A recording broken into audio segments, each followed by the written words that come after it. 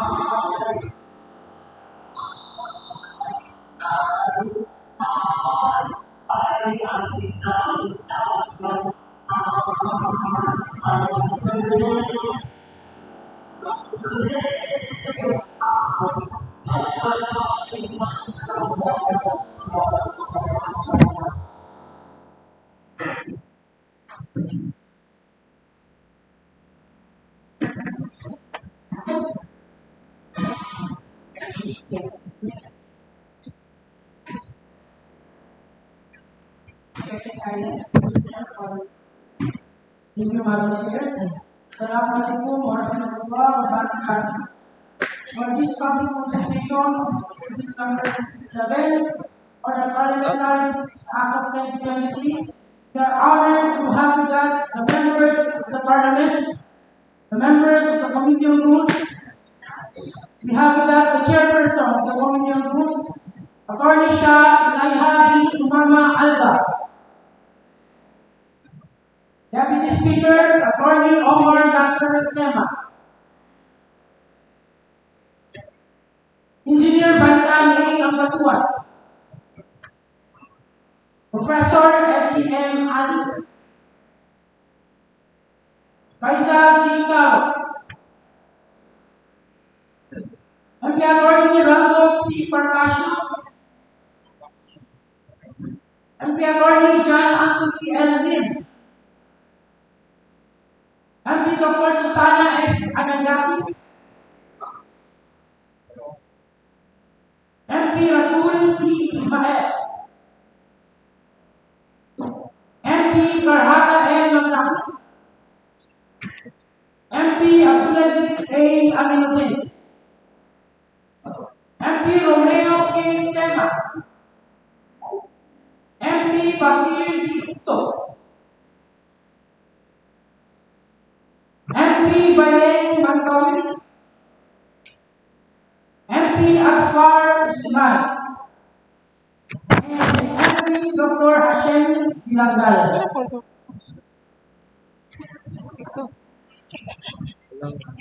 Likewise, we are honored to have with us the presence of our invited resource persons for this public consultation. We have with us the Chairman of Magar Poblacion, Nasser Usman Jr. Chairman of Poblacion 7, Sulaiman Yu Atong. Chairman of Poblacion 8, Faisla D. Sema.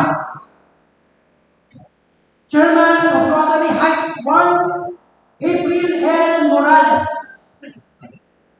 Chairman of Rosary Heights 2, Chairman of Rosary Heights 3, Omar A. Pasawilan. Chairman of Rosary Heights 4, Mujahida S. Omar. Chairman of Rosary Heights 5, Del Dino M. Espino. Chairman of Rosary Heights 6, Muhammad Nur Oyo. Chairman of Rosary Heights 10, Najib Nur G. Sinaringo. Chairman of Rosary Heights 11, Johanno U. Binano. Chairman of Mother Talantana, Dato Muhammad Ali Jawami A. Sema. Chairman of Talantana 3, Zion A. Kasal.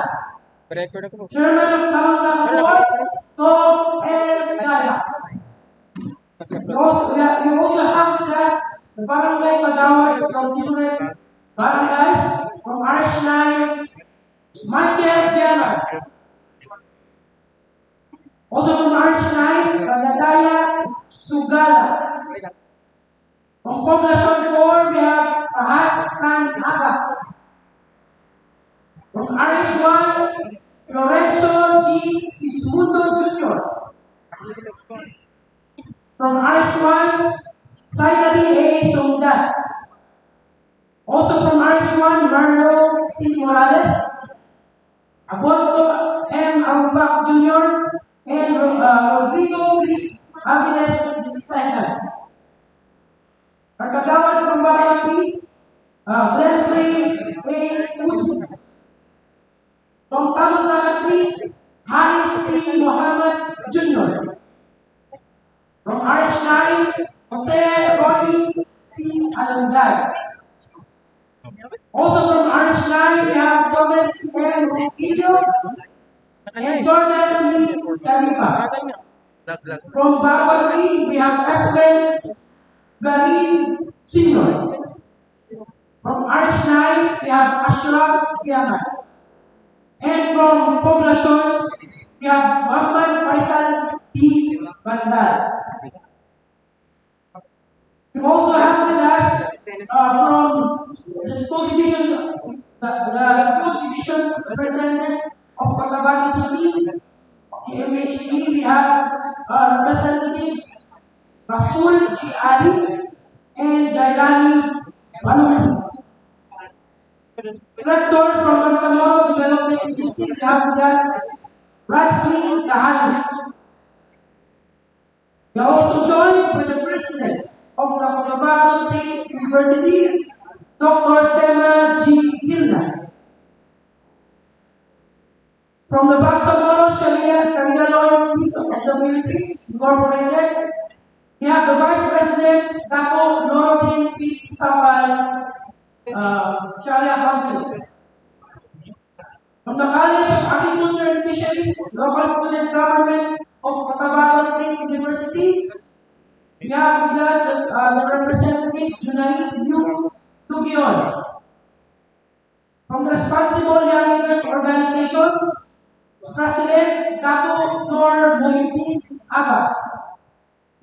From the AWA COTABATO Transport Operators Drivers Association, Incorporated, President, Yahud M. Mangansakan. From the United Voices for Peace Network, BTA Incorporated, we have with us Siti Fariza I. Ismail. From the Bangsamoro Emergency Action Team, the President Noritin Donitor. The Action of Bangsamoro Youth Development Society, the President Samsudin E. Pinto. From the Azhari Alumni Association, represented by Hussain K. Kudan. The Moral Peace Alliance Youth Organization, represented by Nur Amin A. Ibrahim.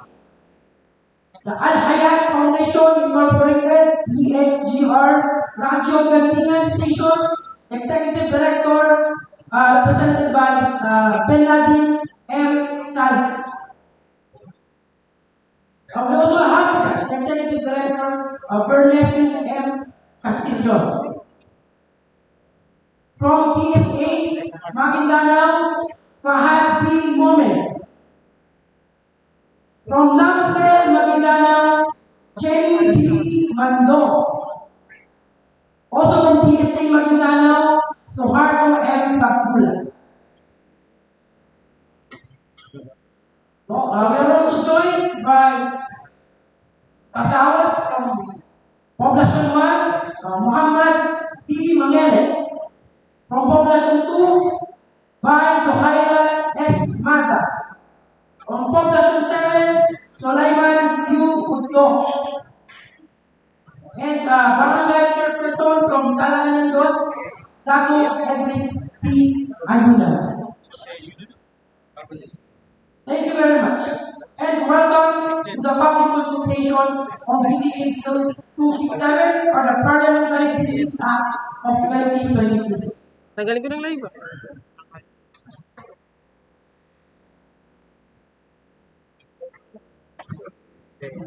We are also joined via Zoom by the City Police Director of the City Police Office Ma'am, of tanggalin ko ng live. Cotabato City, Tanggalin ko ng live. Police Lieutenant Colonel Ray Hindi nag-move. Barnasio, Yes, mag-move masyado. and from the Diba, di nag- Women Development and Cultural Center Incorporated, Buksan dito ko.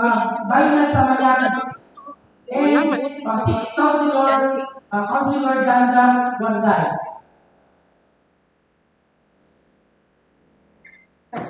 At this point, before we open today's public consultation, let us welcome the Honorable Member of the Parliament, Deputy Speaker, Attorney Omar Yasser Selma, for the opening remarks.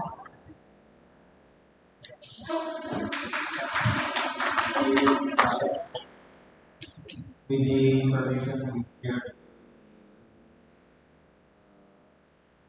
I welcome each and every one, including the members of the Committee on Rules and members of the Parliament.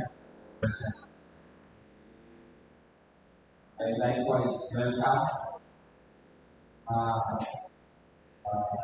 Barangay Chairman, Barangay Tawa,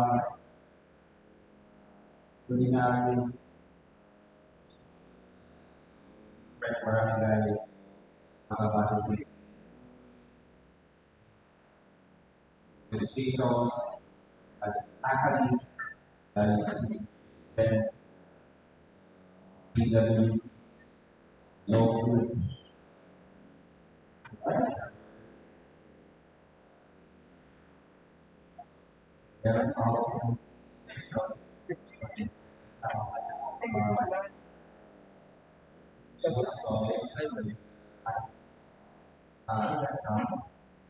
And pasensya nyo na rin po na hindi namin kayo napatayo para hindi mo na college.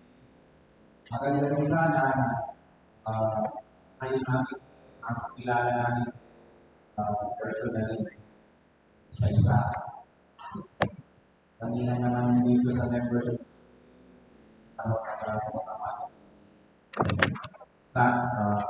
kilala lang kami na nagagawa sa mga.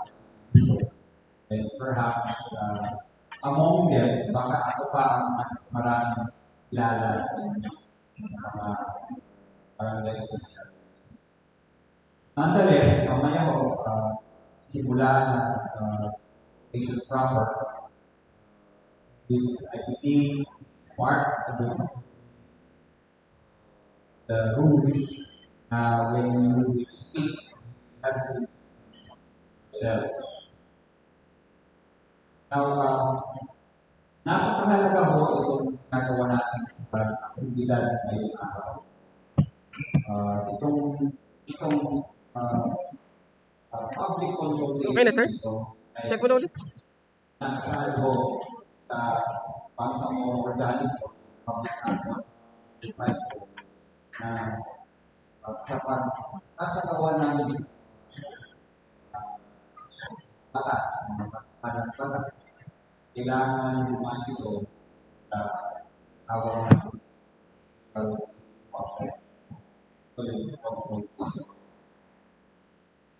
Now, it is called such principle is also embodied in rules, procedures, and practices of Bangsamoro. Committee on Rules of Ethics, I noticed that the chair, the minister of the interior and local government, state and the major leader of the party. Napakahalaga ho in the sense na pag-uusapan natin ngayong araw Sabi na sa BTA Bill number parang po SJ daw, sabay daw mag-live rin yun. Kalun kasi apektado ho ang COTABATO. parang sila na mag-live doon yung MST. As Kasi such, sabi ng MST daw, kailangan tulungan na doon tayo namin mag-live. Sabi ko, mapakinggan kayo hindi pa tayo maka-live na dala ko na isang tao doon. kailangan namin Ano may iwan dito? Sino pala photographer sa akin? Si Prince? Si Prince. Sabi na tulungan na daw kaya tayo mag-live. Hindi ka maka-live dala. Isa lang mapadala doon. Yung sa amin sila. Including na rin ho, yung Kunyari, BTA number 06 authored by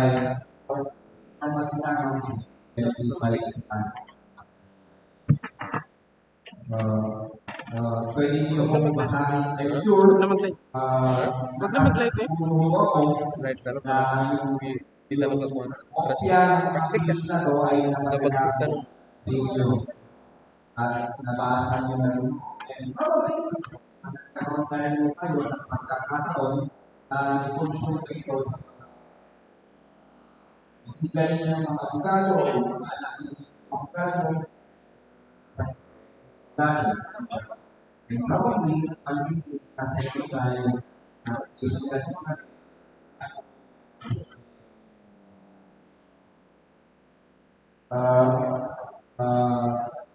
Sa phone mo, may internet, diba? it would appear Load ka, that diba? it Fast yung lang. proseso Speed kasi. pero hindi mo dahil Malakas ang ang cloud dito. proseso ng ano dito kung meron tayong position picture at isasabihin nyo sa mga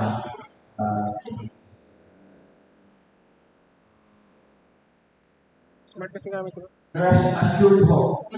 Kami, although siguro sa amin, as a member sa Parliament, may kanya-kanya paniniwala o sa bill na to, hindi ho namin yung dala-dala ngayon. Ang trabaho ho namin ngayon ay makinig. At makinig lang ho. Okay, At maaari, iiwasan namin pagkakaroon ng debate.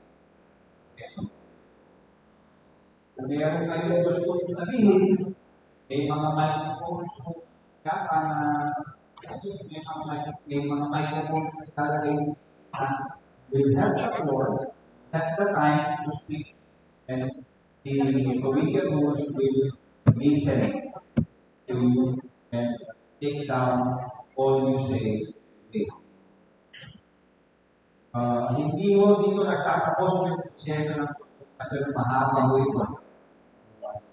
Meron tayong deadline, I believe, chair of the committee will announce later kung kailan yung deadline sa submission at position.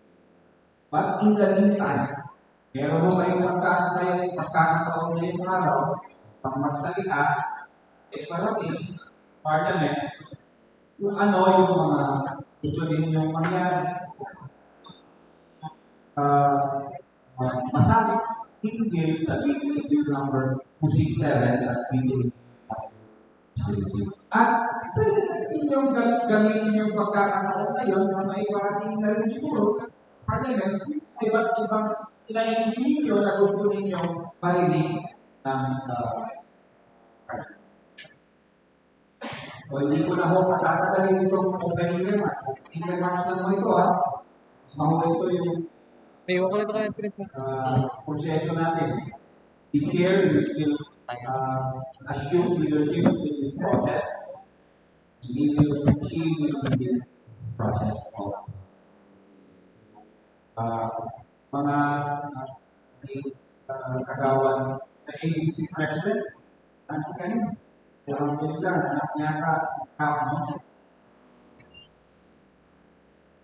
The rest of the barangay chairs who are here, the rest of we welcome you, yung mga city councilors, di mawala din ang kita. Of course, we're expecting the of COTABATO City. I'm sure you will join us here. Again, in behalf of the members of the political group, nagagalak namin kayo, tumayo, maraming salamat.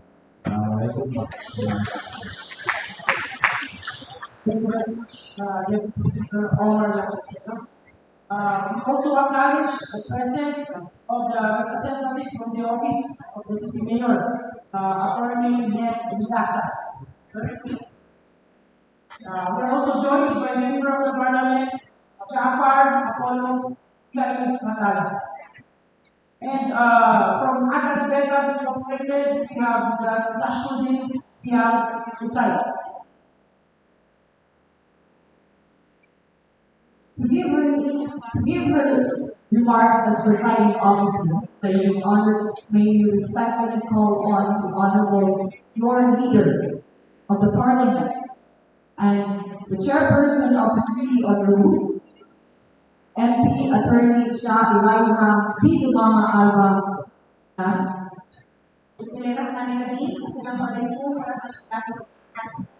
My courtesies to the honorable members of the Parliament who are here today, sa mga kasama natin sa gobyerno, from all of the barangays of COTABATO City, from the City Mayor's Office, the City Vice Mayor's Office, from the CSO representatives, the academic ulama, our colleagues in the bar, government, I think members who are presenting later. Gandang umaga po sa ating lahat. Nakapulot ng mga points na importante i-release sa public consultation ito. And the protocols that we are observing ay na-raise at nabagenda po ni Deputy Speaker o Marcela.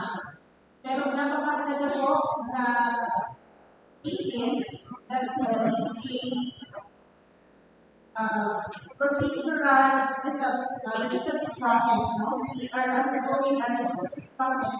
At isa po sa validate ng legislative process na yun, ang pagkakanda ng public consultation. Sa araw na ito, tayo ay nandito sa COTABATO City. Kaya ang po natin ay ang COTABATO City. At kami po ay nagiging tayo ng mga positions sa inyo dahil ang ilang ito at ako po bilang committee ay sa share. During the ownership speech, kasama ko yung pinagawa para sa MPN, nearby sa Bangsamoro. Inatag na po namin kung ano yung situations, no? At hindi naman po ako politiko. Kaya kapag nakita ninyo, yung pagkakahati ng COTABATO City ay talagang ating kapatid situation niya, no? So, I do not expect that it is 100% acceptable to all. Kahit gano'n naman po ay tinatala ng public consultation. Pero, katulad ng sinabi ni Deputy Speaker, dadaan po ito sa mga committee hearings kung saan ang mga members ng committee rules ang nagbabalaglas ng batas ito hanggang sa kami ng board. At ang committee report ngayon, bago po yan lumabas, kailangan po nagpapaloob doon ang inyong mga inahin at saka so, this is a highly politically charged legislation. Tamang-tama po, dati-malapit na po ang eleksyon. So, balik hindi tayo magkaka-eleksyon kung wala po disability. At kailangan po, nakasama namin ito sa po ng Disability Act na ito. Kung ano man po ang papalabasan niya sa final na ng Disability Act, hindi lang po COTABATO City ang kailangan i-consider, pati po yung mga probinsya ng Sulong, Maguindanao, del Norte, Maguindanao del Sur, Basilan, Tawi-tawi, Special Geographic Area. Pero pakatatandaan po natin dito, ano po ang pagiging posisyon ninyo hanggang maaari ay ilagay sa mga position papers aside from registering your petitions sa public consultation today, sabihin po ng position. At dapat po kami ng position paper hanggang February 2, 2024. Again, February 2, 2024. Pag ito na po papakabain, marami po at mas importante po kami sasabihin po, kaya dahil ala ang pagkakaan. Thank you very much.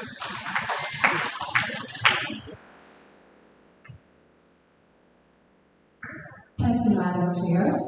May we respectfully request everyone to please settle down for the open visual presentation of the BTA Bill number 267 or the Parliamentary Districts Act of 2023.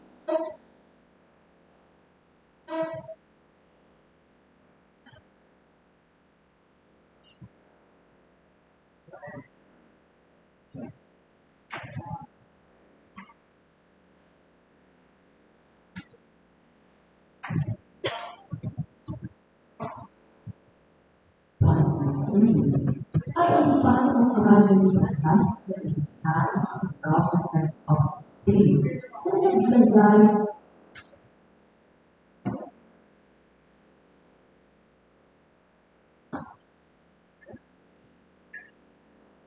ano ang Parliament Bill No. 267. Ang Parliament Bill No. 267 was the Parliamentary Districts Act ay ang bagong kalalimutan sa itaan of the day. Naglagay sa Parliament Districts.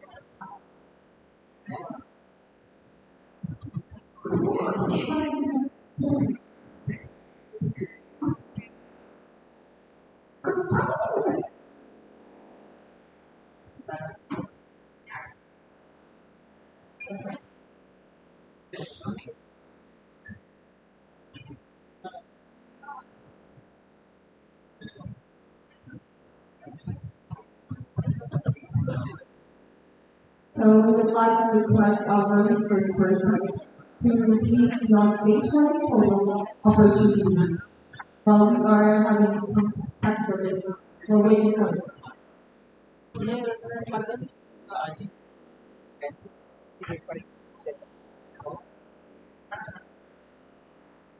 Consolidated na siya, pero ano man yun? Consolidated. Padalawa. We would like to request our resource persons to please be on stage for the photo opportunity. Pero pag ma-approve siya, magiging isa na lang. Kaya nga, so dalawa pa siya.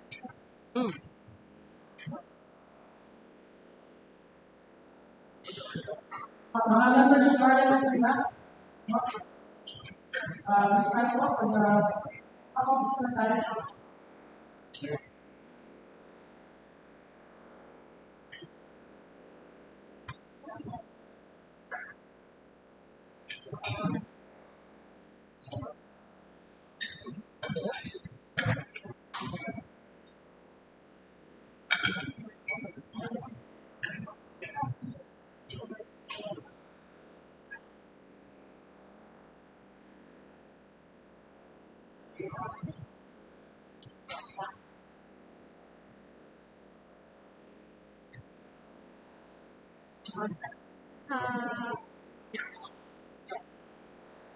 Ito ano, sabihan ako.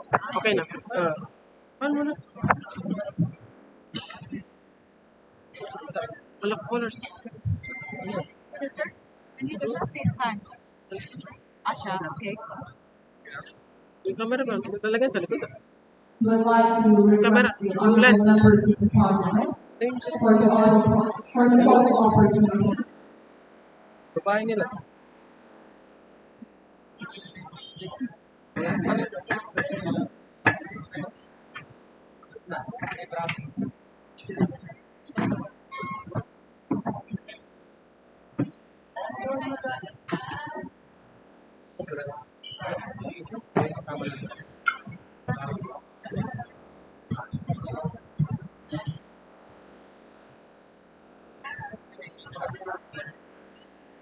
Nagkuha na picture pa doon. Photographer. Damat ko yung isip lang.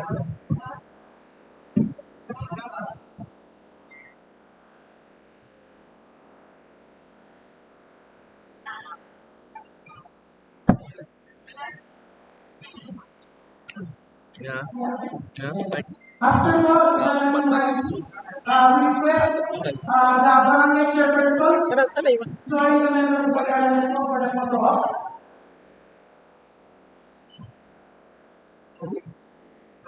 Tapos na. Our barangay chairpersons po, please join us in front.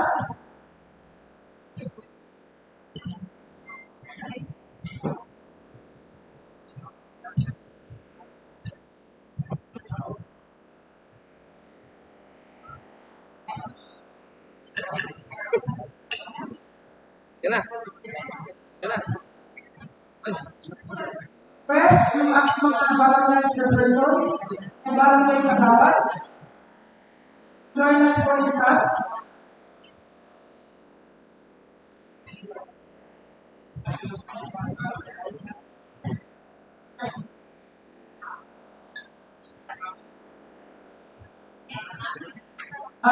Dito po tayo sa stage.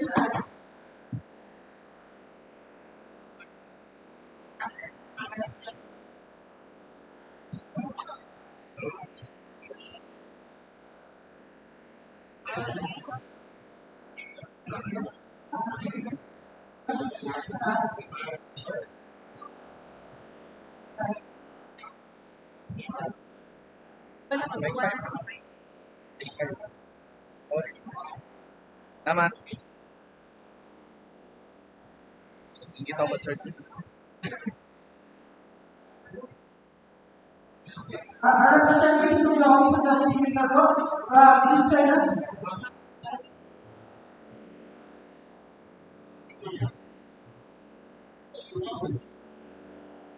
Treat pa namin. Puta ko mainit. Kasi kayo tumayo, guys.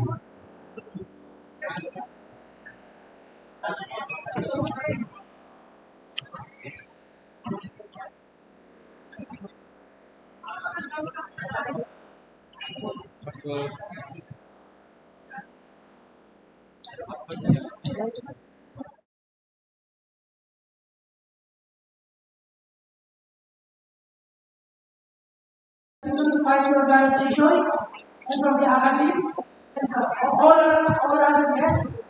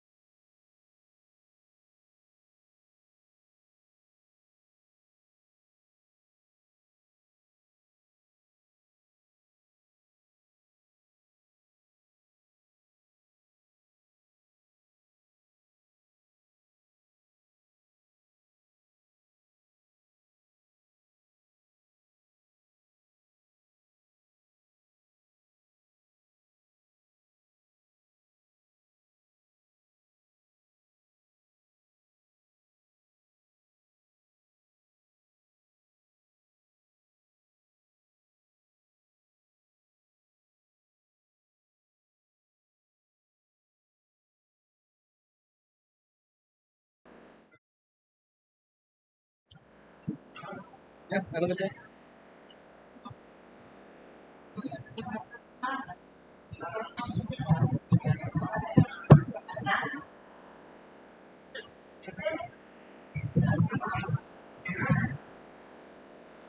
Baka ulit. We respectfully request everyone to please settle down for the ultra-personal presentation of the BTA Bill 267 or the Parliamentary Districts Act of 2023.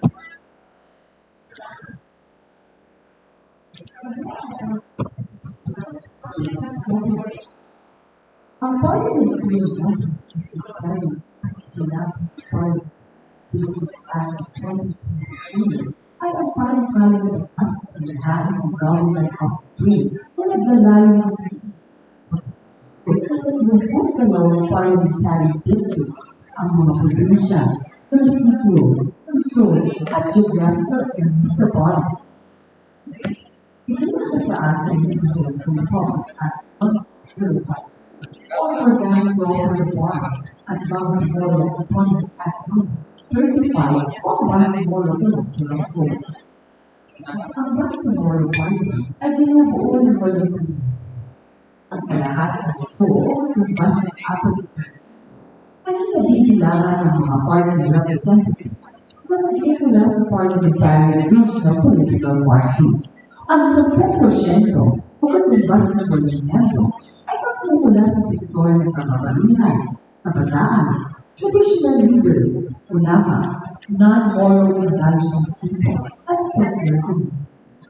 Habang ang natitirang 4% o katumbas ng 2 miyembro ay pinagbibilangan ng mga district representatives na ihahanap mula sa existing number of parliamentary districts sa Parliament. Ayon sa Section 10, Article 7, Article 1105, ang pagtutol sa parliamentary districts ay dapat makabatay sa bilang ng populasyon at geographical areas ng lungsod.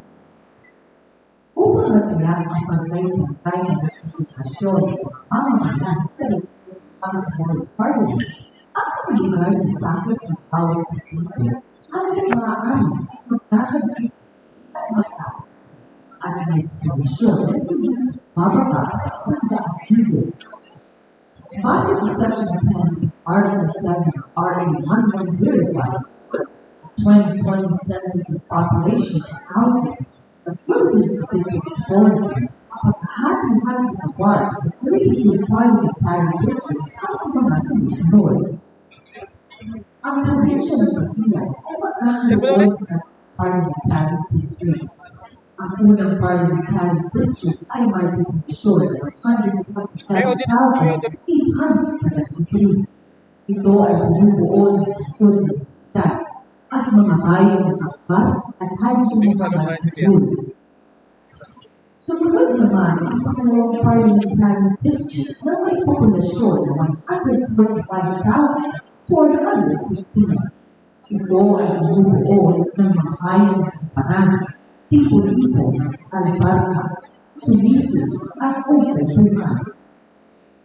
Ang pangatlong parliamentary district ay may populasyon ng 132,964. Ito ay binubuo ng mga bayan ng Asa, Nantawan, Malusog, at Haji Muhammad. Sa probinsya ng Langit Sur, ay magkakaroon ng mga parliamentary districts. Ang unang parliamentary district ay may populasyon ng 127,702. Ito ay binubuo ng bayan ng Kapay, Marantaw, Quezon, Sagera, at Cagayan. Sunod naman ang pangalawang parliamentary district na may populasyon ng 161,957. Ito ay binubuo ng mga bayan ng Maslo, Guadalupe, Puno Bayabaw Nata, Tamparan, Taraga, at Mulido. Ang ikatlong parliamentary district ay may populasyon ng 189,705. Ito ay binubuo ng mga bayan ng June, ang may manabilang kumparan, Nagpabayabang Magin, Tinsaan Naman, at Baon. Sa ika-apat na Parliamentary District at may populasyon na 115,308. Ito ay bumubuo ng mga bayan ng Puti, Sultan Kumalinyor, Pakaunayan, Marulong, Lumbatan, at Lupayanagi. Bitek. Ang ika-limang Parliamentary District ay may populasyon na 133,301. Gusto ko sinamatic. Ito ay bumubuo Ayaw ko ng ng manual, mga makatapat. bayan ng Bukas, Automatic yan. Balabagan, Kapatagan, Automatic. Picong Sultan Kumalinyor, at Malabang. December. Sa ika-anim na Parliamentary District ay may populasyon na 140,534. Ito ay bumubuo ng mga bayan ng Parliamentary Tugaya, Talundumato, Madamba, at Pualas. Ang ikapitong Parliamentary District ay may populasyon na 116,703.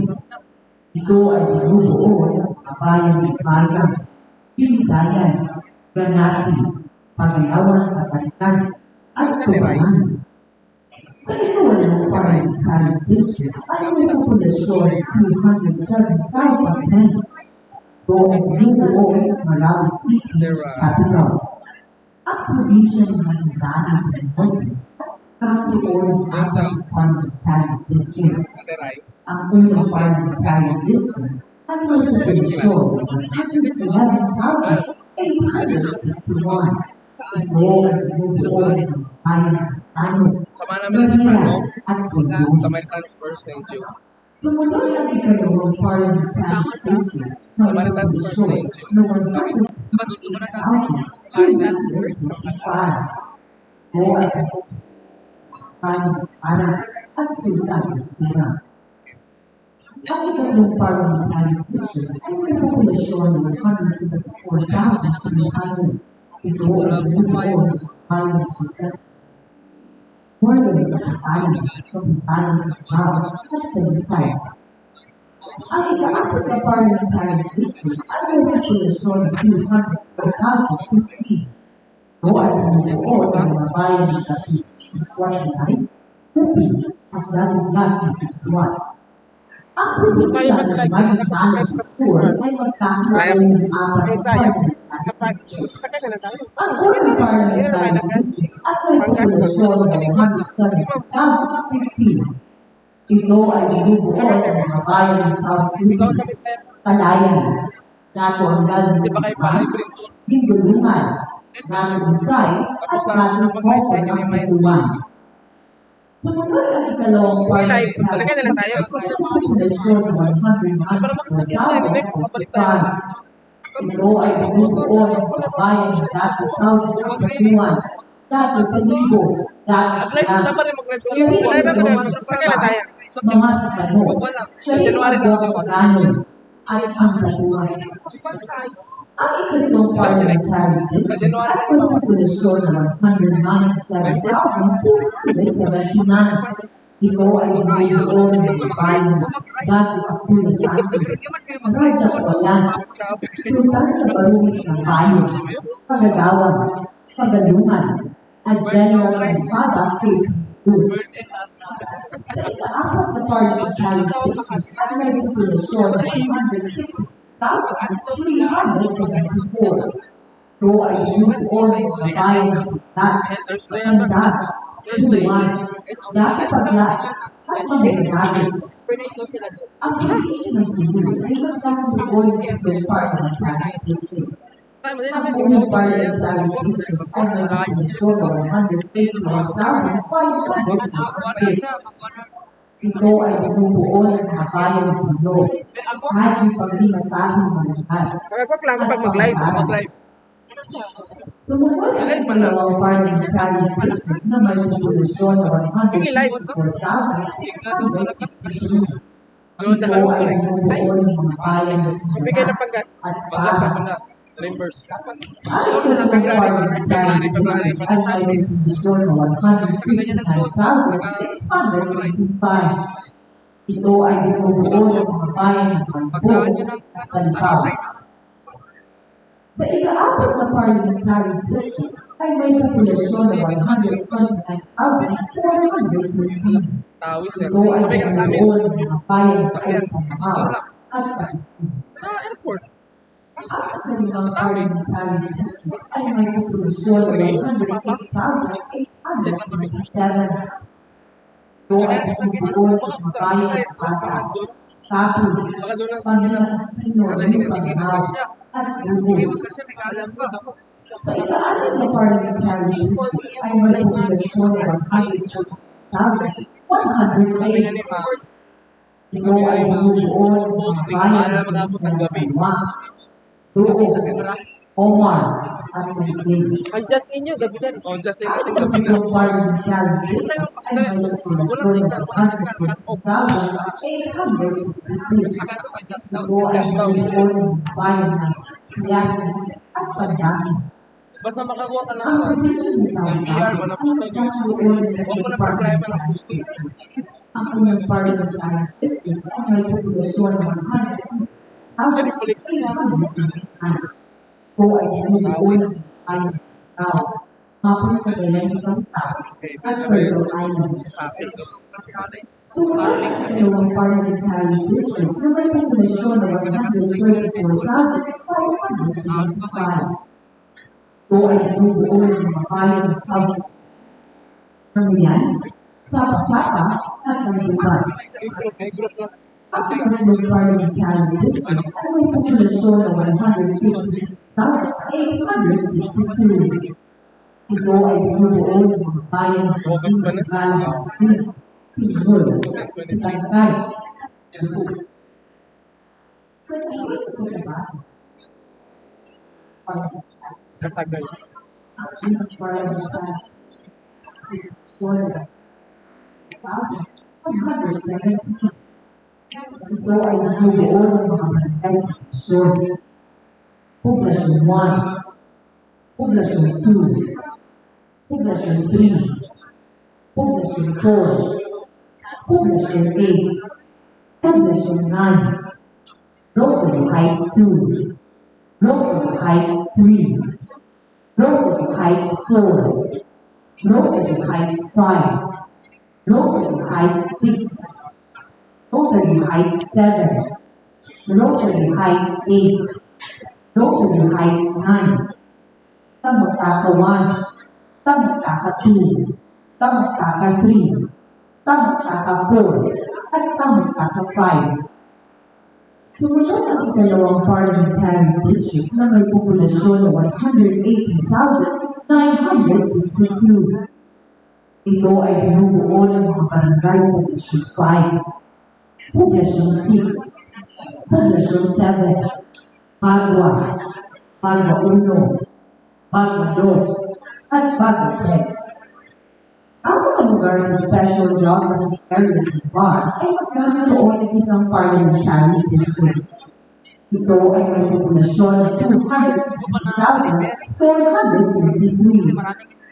Ito ay nabubuo ng mga bayan ng Paglaman, Kapalawan, Ligawasan, Maliligaw, Yabalawan, Kaabakan, Pahangin, at Tugunan. Gaya ng Parliamentary Districts Act of 1923, nabigyan ng pagkakay at karapatang representasyon ang mamamayan ng BAR sa Bangsamoro ng Parliament upang masulong at epektibo at makabuluhang pamamahala sa iyo.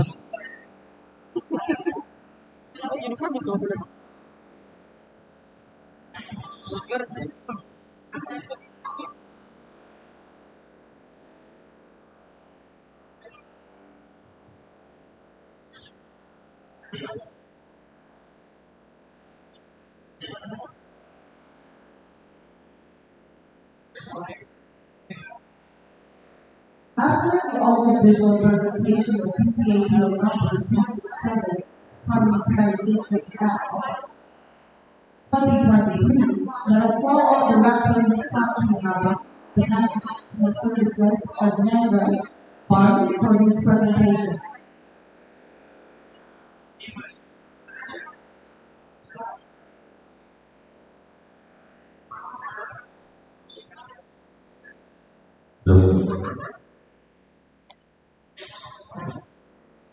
Salamat.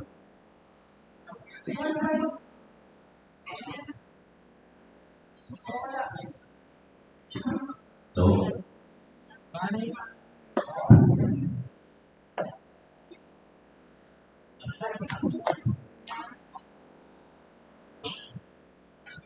Assalamualaikum warahmatullahi wabarakatuh.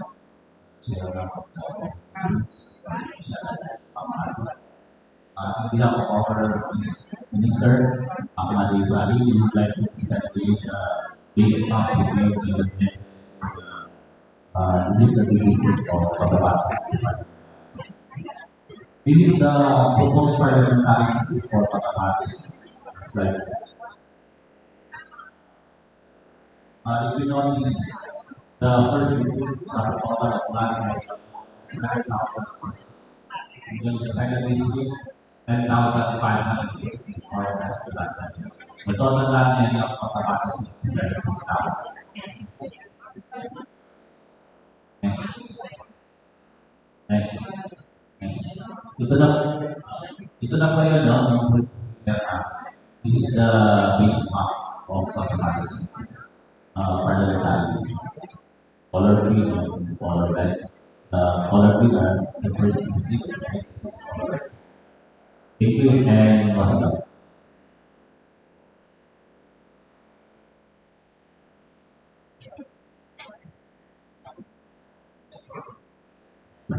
Thank you, Director Rajab. So, ito po yung map of distinction of distinction po natin.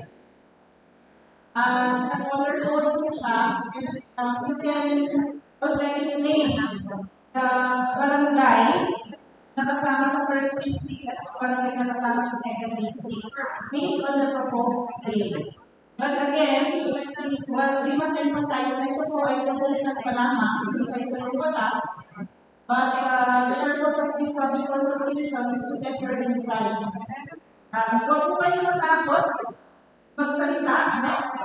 This is the best opportunity na masabi niyo kung ano yung video. Pero kung kayo po ay hindi ka lang confident or alamanin salita, pwede pa rin po kayo magsalita. Okay? So we request the Secretariat to please announce the House rules, and then we can already proceed. It is the time.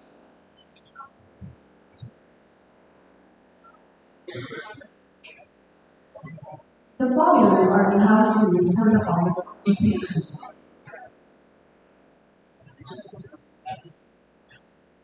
Identification and recognition of resource persons. Upon being recognized, resource persons must clearly state their full name, designation, and the name of the office or organization they represent.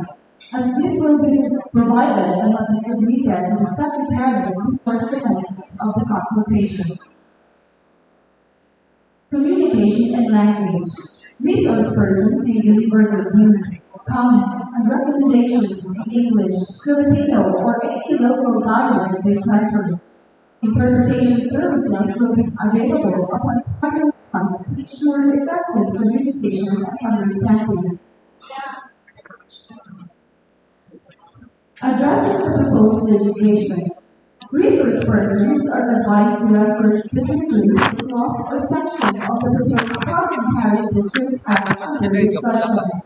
They are encouraged to give a concise explanation of their comments and suggestions for consideration by the committee. Time limit. Resource persons are requested to keep their contributions concise to allow ample time for all participants. Except when allowed by the presiding chairs for a longer period, each resource person is allocated a maximum of 5 minutes to present their viewpoints and recommendations.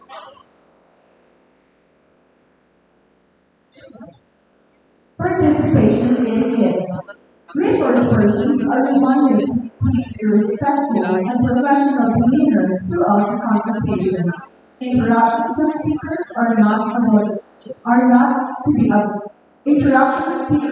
be avoided, and all feedback should be directed throughout the established process. Submission of position papers. Resource persons are strongly encouraged to prepare and submit position papers on or before February 2, 2024 via email at parliamentary.3 and bta.gov.ph. Thank you, Secretariat. So the email address is parliamentary.p@bta.gov.ph. So we will start the consultation proper. We recognize Dr.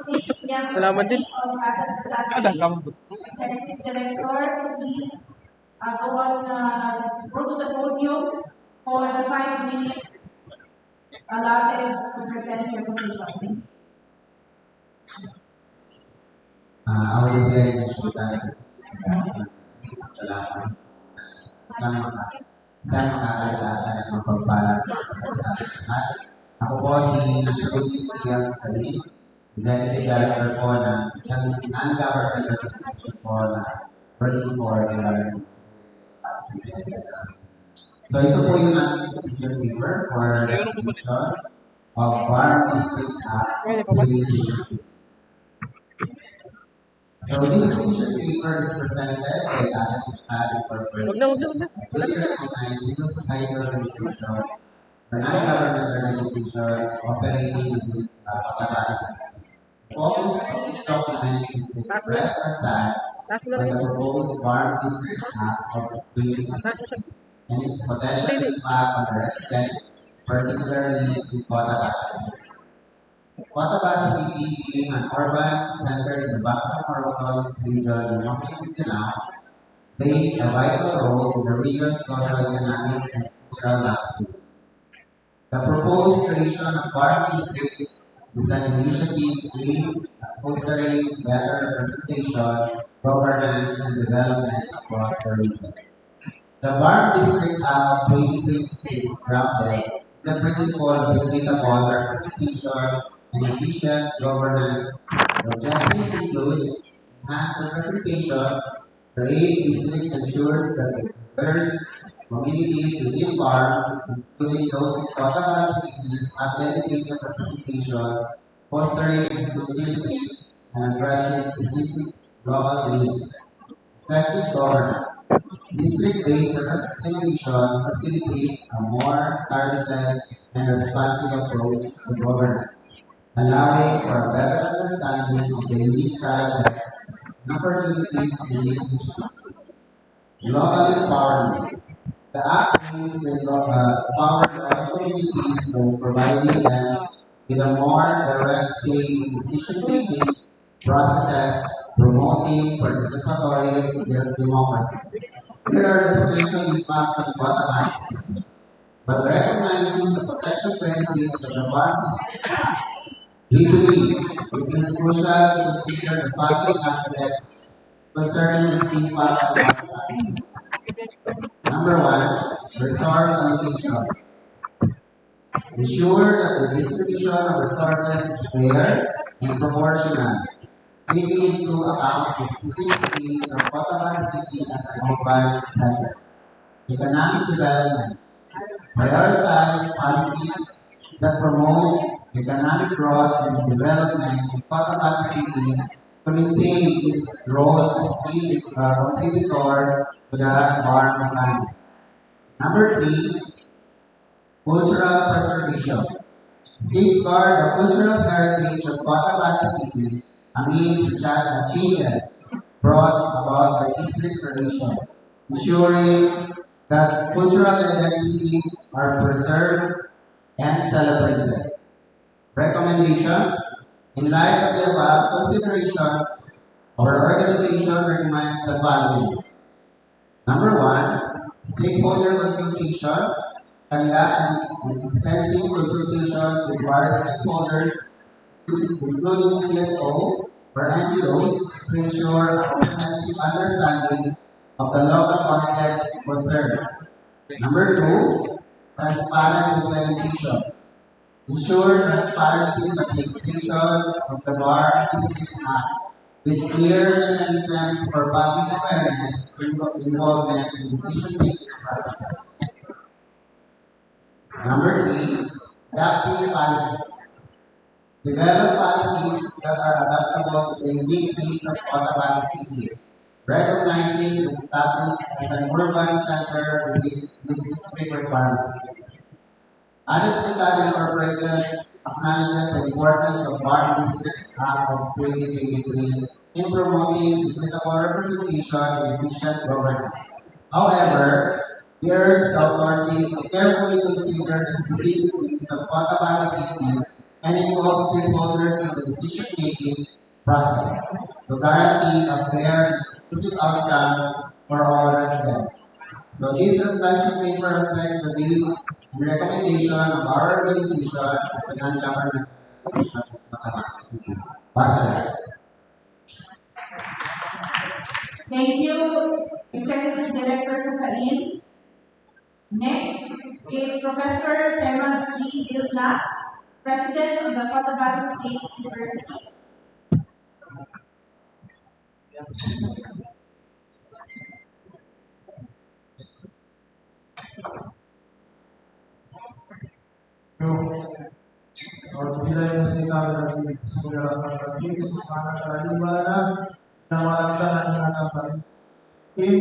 For this is in respect to our Bangsamoro Transition Authority of the Bangsamoro Region and Coastal Mindanao, headed by the Chairman of the Committee, Deputy Attorney Sir Elijah Lumawa, rest of the members of the Parliament, colleagues who are in attendance today, Assalamu alaikum.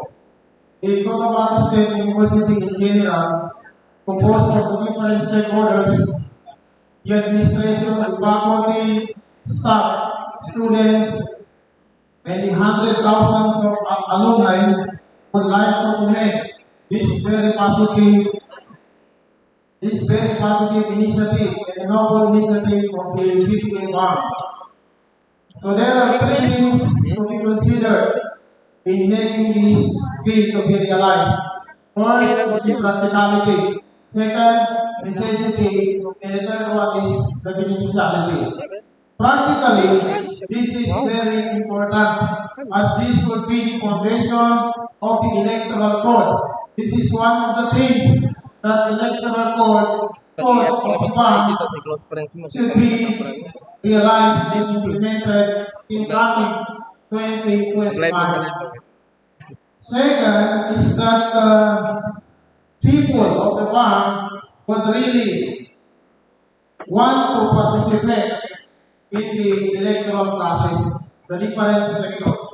So this one practically it passes the practical needs of creating this parliamentary districts in the Bangsamoro Autonomous Region in Muslim Mindanao. Necessity. This is also in need that the people would really want to invest not only in economic but also for education, social, and moral transformation of the Bangsamoro Autonomous Region in Muslim Mindanao.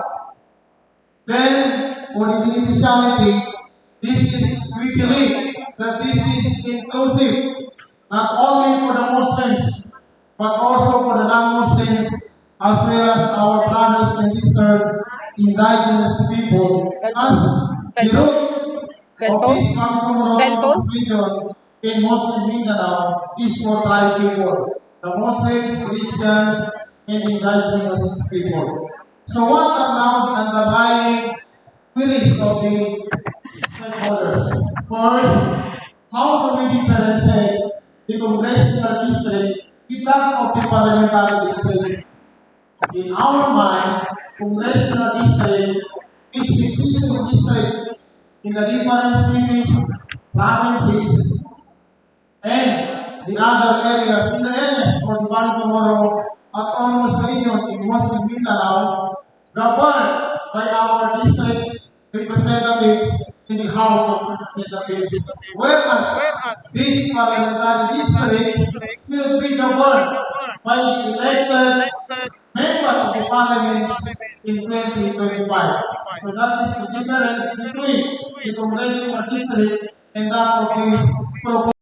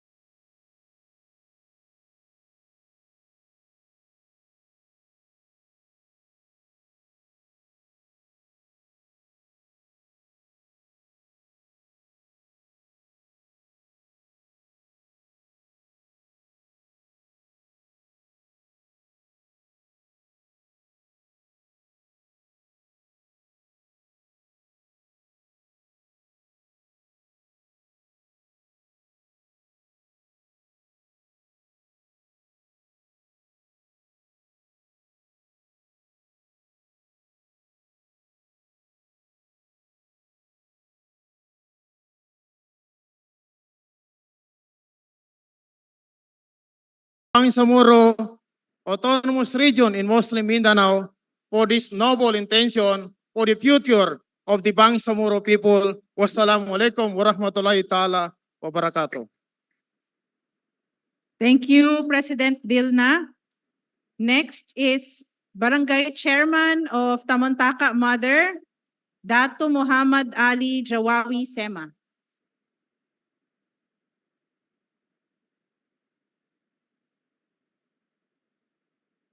Bismillahirrahmanirrahim. Alhamdulillah. Wassalatu wassalamu ala rasulillah wa ala alihi wa sahbihi tasliman kathira. Amma ba'd. Assalamualaikum warahmatullahi wabarakatuh. My courtesy and respect to our honorable members of the parliament, my fellow barangay chairmen and government co-workers, good morning. With the permission of the honorable chair, may I read our present position paper on BTA Bill number 267. This position paper is made to express opposition on the proposed separation of Barangay Mother Tamontaka from Barangays Tamontaka 1, 2, 3, and 5 in the districting of COTABATO City under BTA Bill number 267.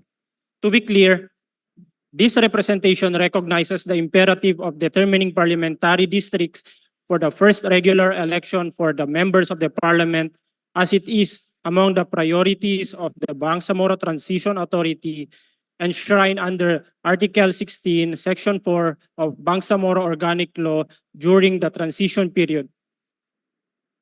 However, the aforementioned provision stipulates that in the determination of parliamentary districts, the same must be subjected to the standards set forth under Section 10, Article 7 of same law, which provides Section 10, redistricting for parliamentary membership.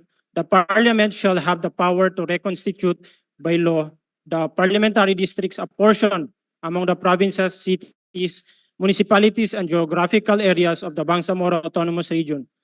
To ensure equitable representation in parliament, the redistricting, merging, or creation of parliamentary districts shall be based on the number of inhabitants and additional provinces, cities, municipalities, and geographical areas, which shall become part of the Bangsamoro territorial jurisdiction. This provision underscores the primary considerations in the determination of districts: population, geographical area. These criteria were re-echoed under Section 3 of BTA Bill number 267, which provides, number 2, the opposition at bar lies in the non-compliance of these requisites and unwarranted separation of Barangay Tamontaka Mother from Barangays Tamontaka 1, 2, and 3, and 4, and 5. Arguments. With the total populations of 325,079, Cotabato City is set to have 2 parliamentary districts under proposed BTA Bill 267. Having 144,170 total population, the following barangay shall comprise the first district of Cotabato City, such as Poblacion Mother, Poblacion 1, 2, 3, and Poblacion 4, and Poblacion 8, Poblacion 9, Rosario Heights 2, Rosario Heights 3, RH 4, RH 5, RH 6, RH 7, Rosario Heights 8, and Rosario Heights 9. Tamontaka 1, 2, and 3, 4, and 5. Meanwhile, the second district of Cotabato, having total population of 180,962, shall composed of the following barangays: Poblacion 5, Poblacion 6, Poblacion 7, Bagua Mother, Bagua 1, Bagua 2, Bagua 3, Kalanganan Mother, Kalanganan 1, Kalanganan 2, Rosario Heights Mother, Rosario Heights 1, Rosario Heights 10, Rosario Heights 11, and Rosario Heights 13. The disparity on population is glaring. Under the proposed measure, the second district will have 36,845 more residents than that of first district. As striking as it sounds, this scheme cannot ensure the equitable representation of constituencies in the parliament proposed by Bangsamoro Organic Law. To cure this defect, placing Barangay Tamuntaka Mother, which is populated by at least 14,099 residents in the first district of Cotabato, alongside Barangays Tamuntaka 1, 2, 3, 4, and 5, would reduce the population inequality in composition of districts to 22,746. Furthermore, prior to the signing of Ordinance Number 104, which created the additional barangays in Cotabato City, there was only one Tamuntaka. It was this ordinance which paved the way for the creation of additional barangays of Tamuntaka 1, 2, 3, 4, and 5, carved out from the original barangay. Section 8 of the above said ordinance reads, Section 8, existing Barangay Tamuntaka shall continue to exist, retain its present name, but with separate but diminished area of jurisdiction. The following section thereafter provided for the creation of the additional 5 new barangays. There was only one Barangay Tamuntaka. It later gave to the 5 new more barangays which even retained the same name, only that now it was made distinct with the use of numbers. Separating Tamuntaka Mother from Barangays Tamuntaka 1, 2, 3, 4, 5, and in the districting of Cotabato City would create a bizarre situation where the mother barangay is detached from its components in the matter of districting. More interestingly, the only mother unit detached from the components in the proposed bill is Tamuntaka. Mother Poblacion is joined by Poblacion 1, 2, 3, 4, and 8, and Poblacion 9. In the first district, while the Poblacion 5, 6, 7 in the second, the barangays in the Rosario Heights were almost equally divided, and the barangays of Kalanganan and Bagua, including components, belong to the same district. Barangay Tamuntaka shall be placed in the first district. It is more contiguous, compact, and adjacent to the barangays which are placed in the first district of the proposed bill in question. Alongside Tamuntaka 1, 2, 3, 4, and 5, the waters of Tamuntaka and Tarbang Creek flows through their sides. Ultimately, albeit its close proximity with the Kalanganan 2, Rosario Heights 10, and Rosario Heights 11 in the proposed second district, Barangay Mother Kalanganan is again closer to Barangay Tamuntaka 1, 2, Rosario Heights 13, and Rosario Heights 9. The Poblacion 8 is under proposed district, thus it must fall within the latter. The real reckoning point in the Tamuntaka River. Obviously, the government of the day reckoned in the inclusion of Barangay Tamuntaka Mother by the East and the West Division of Cotabato City. However, we object to such point of the reckoning on the following grounds. First, the eastern portion of Tamuntaka is traditional concentration of the constituency of all Tamuntaka barangays, including Tamuntaka Mother Barangay. It is the heart of Tamuntaka barangays, where residents of all Tamuntaka barangays converge. Perhaps a clear example of this convergence is they all came to trade and market at Tamuntaka Mother Barangay. The western portion is considered a new frontier, and its population consists primarily of new residents of Cotabato City who may or may not be registered of the city.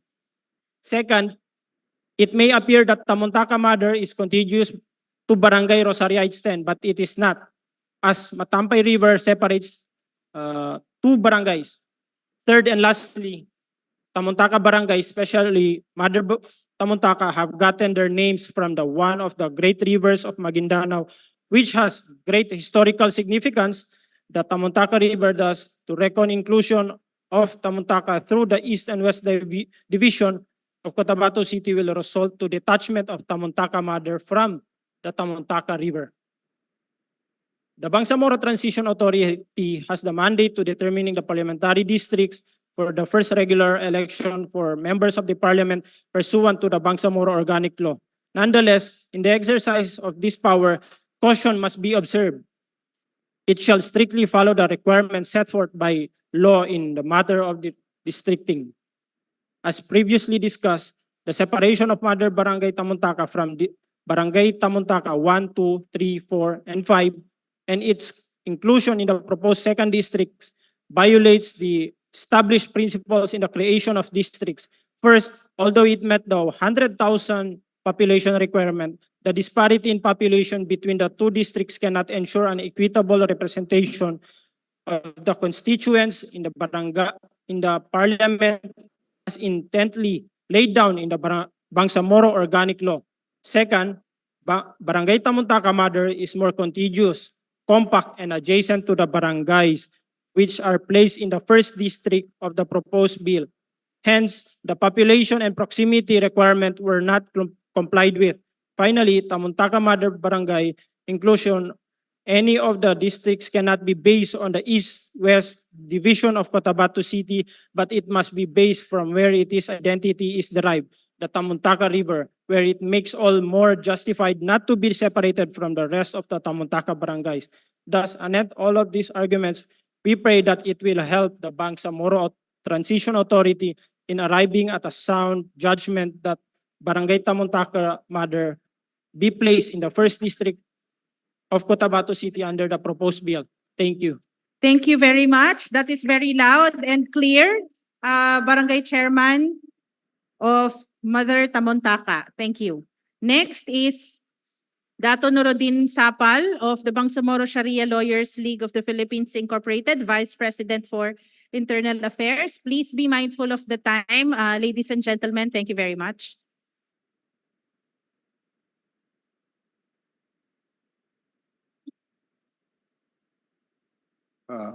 Bismillahirrahmanirrahim. Assalamualaikum warahmatullahi wabarakatuh. With due respect to the members of the parliament who are in attendance today, headed by the chairperson of the Committee on Rules, the BTA, Attorney Shah Iliha, Bajune Dumam Alba. Good morning and assalamualaikum warahmatullahi wabarakatuh. First and foremost, I'd like to introduce myself. I am Dato Nuruddin P.R. Sapal, a Sharia Council Law and the Vice President of the Bangsamoro Sharia Lawyers of the Philippines, with our main office here located at Sinsot Avenue and corner Macapag Street, fronting the office of MP Dato Romeo Sema. All right, I'd like to read the position paper of our organization, which is the Bangsamoro Sharia Lawyers League of the Philippines. Assalamualaikum warahmatullahi wabarakatuh. The Bangsamoro Sharia Lawyers League of the Philippines Incorporated would like to submit our position paper regarding the Parliament Bill number 267, which is an act providing for the creation of the parliamentary districts in the Bangsamoro Autonomous Region in Muslim Mindanao. Our league, ladies and gentlemen, support in full for the creation of this BTA bill in the Bangsamoro Autonomous Region in Muslim Mindanao, because we firmly believe that with the approval and adoption of this bill will cater the leaders of the BAM who will signify their intention to lead and to serve and be a part of the implementation of the well-known moral governance in the Bangsamoro Autonomous Region in Muslim Mindanao. Now, the representative in the parliament, as far as the districting is concerned, in our region is very important, not only for us, but to the entire people in the Bangsamoro government.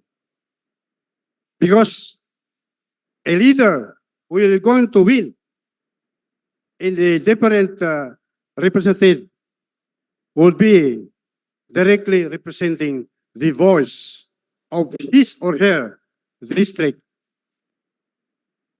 And also, we firmly believe that with the adoption and approve this BTA Bill number 267.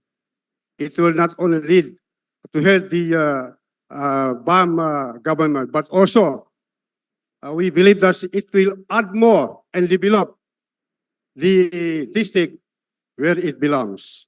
And lastly, my ladies and gentlemen, House Bill number 267 will give us a door to exercise the rights of the voters in the district to choose among their candidates that comes year 2025.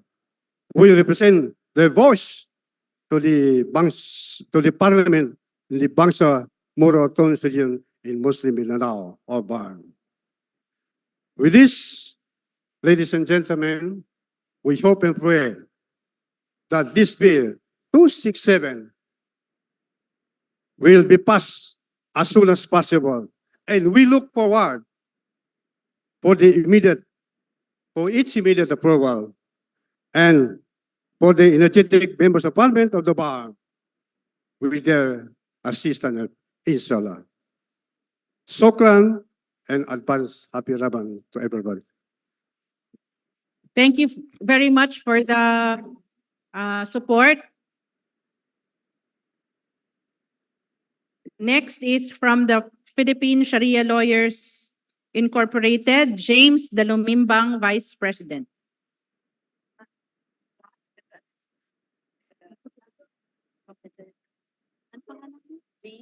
Assalamualaikum warahmatullahi ta'ala jami'an wa barakatuh and pleasant good morning. Actually, we are not opposing the Parliamentary District of COTABATO City into two districts, District 1 and District 2. But we are only amazing with the inclusion of Mother Tamuntaka to District 2, which must be included in the District 1, because the inclusion of Mother Tamuntaka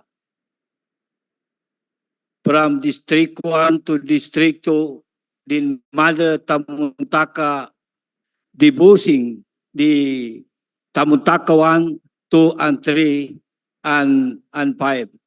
So we join with the position paper presented by the captain of Mother Tamuntaka, Datu Wawi Sima. Thank you and wassalam. Thank you very much for the succinct comment, Sir Dalumimbang. Next is Gadsali Macalunas, Information Officer of the Association of Bangsamoro Advocates, Inc. or ABAY. Mr. Macalunas.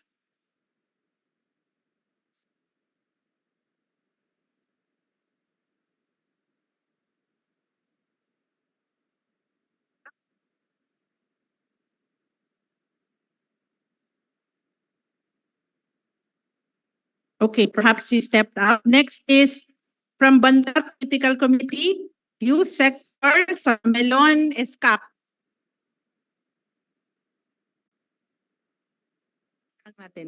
Mr. Escap, are you around?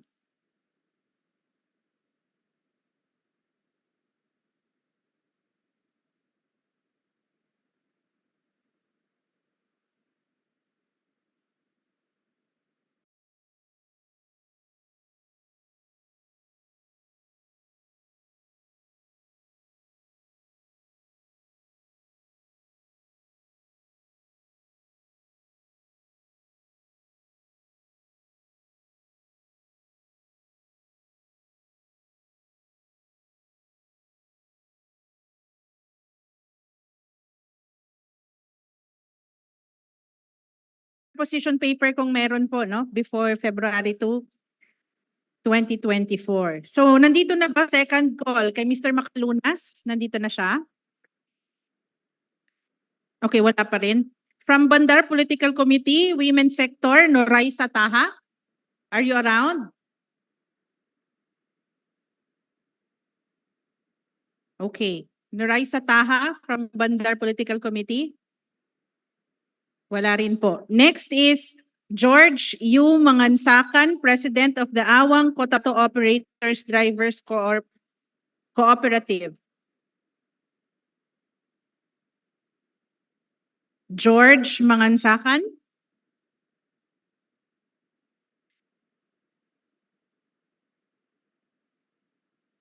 Wala rin? Okay.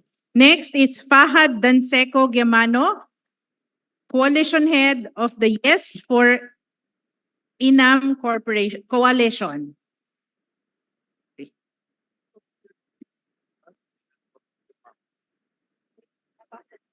Hello, mic check. أعوذ بالله من الشيطان الرجيم بسم الله الرحمن الرحيم رب اشرح لي صدري ويسر لي أمري واحلل عقدة من لسانه يفقهوا قولي السلام عليكم ورحمة الله وبركاته. I am Fahad Giamano, currently residing at Barangay Mother Tamontaka and Yes for Inam Coalition Head. Yes for Inam is a coalition of around 40 youth organizations in Cotabato, a coalition focused on supporting the Bangsamoro transition towards peace and beyond, who's advocating for inclusion in all the Bangsamoro people, and also recognizes the importance of knowing the structure of the political normalization track in order to equip the youth in their future endeavors as they lead the Bangsamoro region to a brighter future. We strongly believe that the BTA Bill No. 267 or the Parliamentary District Act of 2023 is a great initiative. The creation of two districts will promote healthy competition and cooperation between the areas, driving increased development initiatives. With dedicated representation for each district, there is a greater likelihood of securing resources and investments that are tailored to the specific needs of the local population. This approach fosters a more competitive environment that encourages innovation and progress. Furthermore, allocating the seats in the parliament for the city of Cotabato ensures that residents have a direct and influential voice in the legislative process. Parliamentary representative will serve as the advocates for the community, actively participating in the policy making and decision making that directly impact the lives of the people they represent. This empower the population strengths the democracy fabric of our society. However, I'm not sure if this is the right time to ask the question, but since I'm already here, I will ask this. During the Senate briefing, during the Senate budget briefing on the proposed budget, on the proposed 2024 National Expenditure Program of the COMELEC Chairman George Garcia was asked about the redistricting of Barm region in the preparation of the 2025 parliamentary election. However, the chairman of the COMELEC also told that if the Bangsamoro Parliament were not able to submit or to accept the bill that will redistrict the former armed district to the new or to the redistricting of the Bangsamoro Autonomous Region in Muslim Mindanao, they will use the old districts of the arm. Yun lang po. Salamat. Thank you very much. Again, loud and clear po. Next is Siti Fariza Esmail of the United Voices for Peace Network, Project Officer.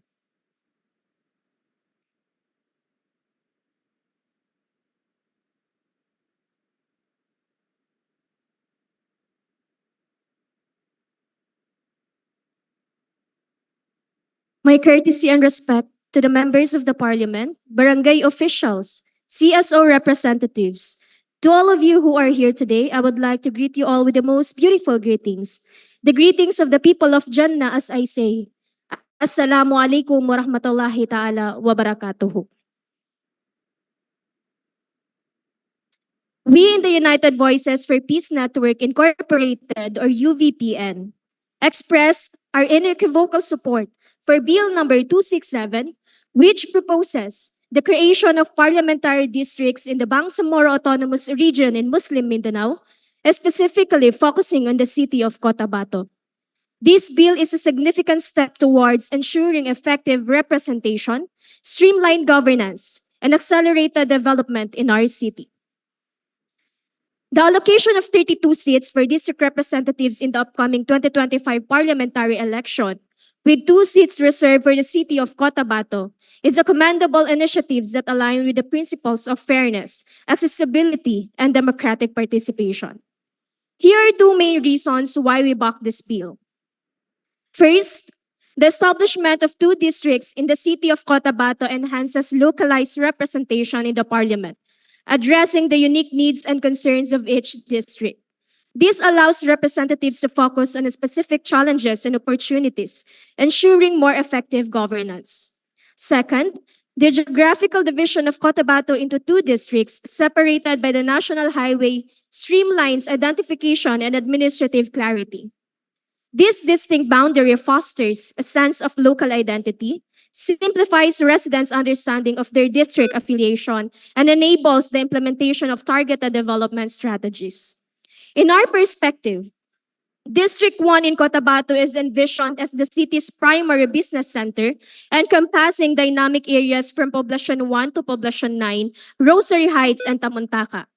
Ideally, it should be a hub hosting a diverse range of businesses, financial institutions, and services, actively contributing to Cotabato's economic vitality.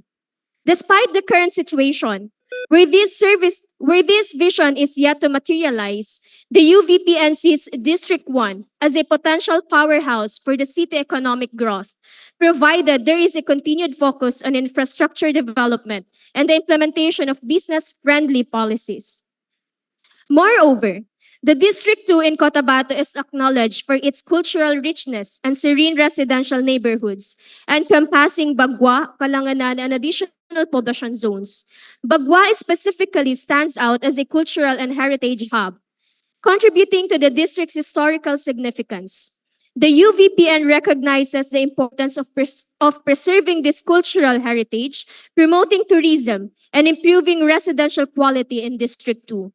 Despite the current state, the vision is for District 2 to uphold a balanced and culturally vibrant identity within Cotabato City, fostering a harmonious blend of history, culture, and residential tranquility.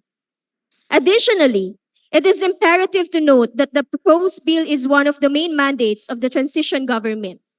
Its approval plays a pivotal role in facilitating the Bangsamoro Autonomous Region in Muslim Mindanao's BARM's transition towards peace. This legislation reflects a commitment to democracy, local empowerment, and the overall progress of our beloved city.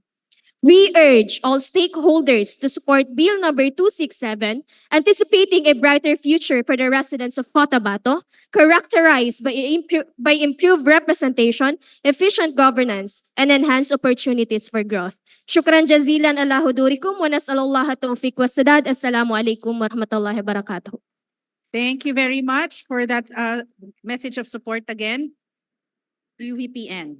Next is Barangay Chairman and I believe ABC President of Cotabato City, Chairman Sulaiman A. Adtong, U. Adtong of Poblacion 7. Bismillahirrahmanirrahim. Assalamualaikum warahmatullahi wabarakatuh. Greetings of peace in each and every one of us.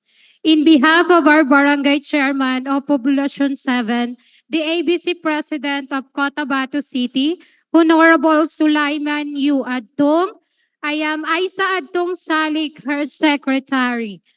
May I present to you our resolution number 2024-001 that we submitted to the DILG City Operation Office received last January 15, 2024.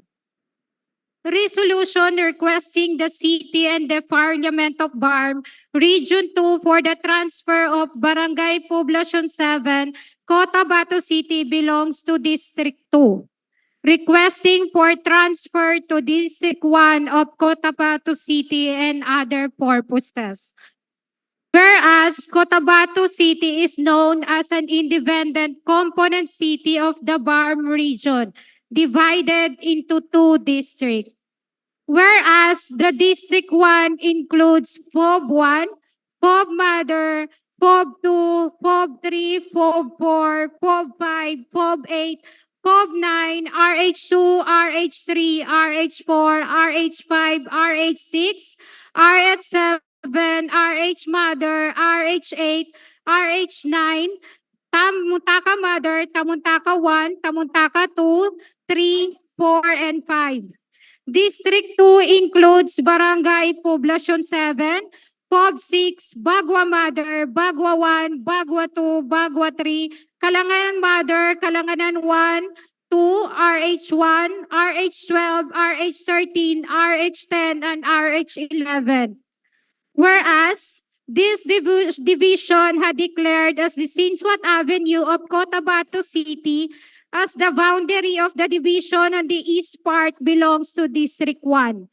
All the barangay located belong to the Sinswat Avenue, and the rest after Sinswat Avenue belongs to District 2. Whereas, we respect the division of the barangays on one district it belongs. Specifically, Barangay Poblacion 7 belongs to District 2, that we humbly respect and request to transfer from District 2 to District 1. Whereas, as an independent component city of this BARM region, we are asking a favor and urgently request this barangay to transfer to District 1 for us favorable choice of this body. Whereas Barangay Poblacion 7 is topographically located along the Rio Grande de Mindanao and the Matampay River, which has total land area of 26,922 square kilometers.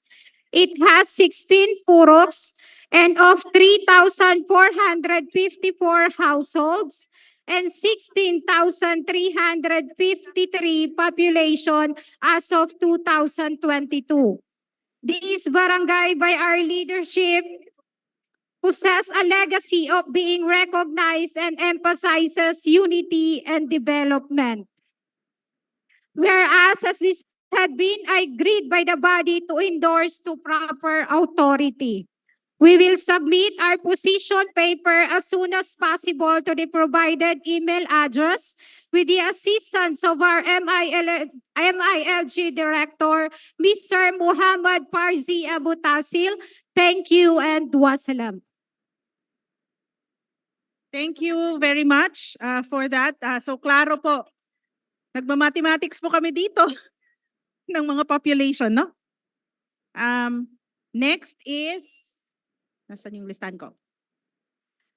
Can we ask if Mr. Macalunas of Abay is already in the room?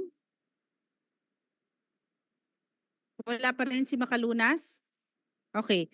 Si Nuray Sataha of Bandar Political Committee? Okay, wala rin. George Mangansakan. Ayan. Yan siya.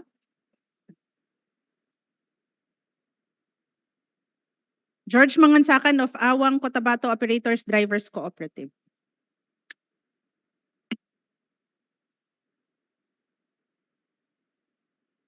Assalamualaikum warahmatullahi ta'ala wabarakatuh. President of Awang Cotabato Cooperative. Ang amin lang po concern yung about sa create of by district. Kasi kami po ay nasa Cotabato City Cooperative.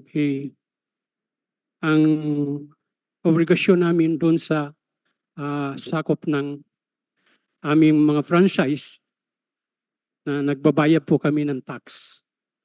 Nagbabayad kami ng tax sa Dato din. Nagbabayad kami ng tax sa city. Ngayon, ang amin lang itanong doon sa magiging district, kami po sa mga cooperative ng Transport Cotabato, hindi po kami tutur sa mga ng government bar. Kasi kung ano yung putihan, support. Pero ang tanong ko po, doon sa magiging, halimbawa, meron na batas, yung district.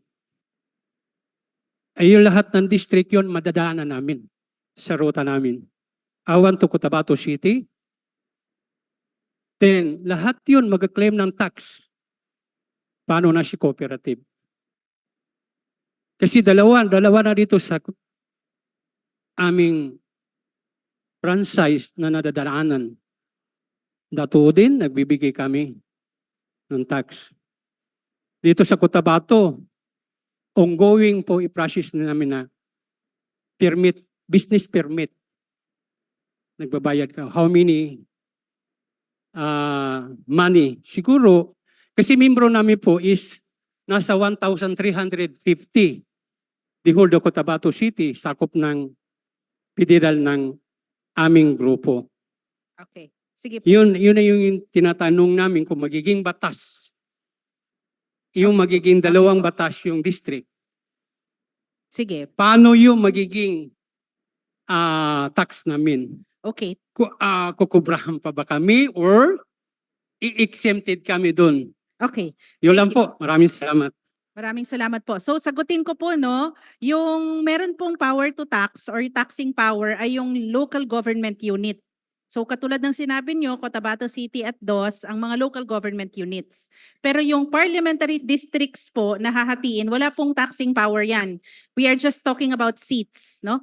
Kung representation lang po sa membership sa parliament. So wala pong wag po kayong mag-alala tungkol dun sa mga tax kasi wala pong taxing power kung sino po yung uupo as member of the parliament. Salamat. Ay, salamat po, Attorney. Kasi ako po ay paggawa ng BARM government, ay isa po ako nag-propose na magiging government BARM itong kan. Pero hindi na natin pag-usapan kung ano na lapse. Pero yun lang, kung ano yung proposal ng government na BARM, support po kami. 100% support po kami. Thank you. Maraming salamat. Thank you very much po. Salamat po. So ang final speaker po natin is the President of the Metro Cotabato Chamber of Commerce, Haji Dato Manny Balabaran. Sir Manny, kayo na po. Opo.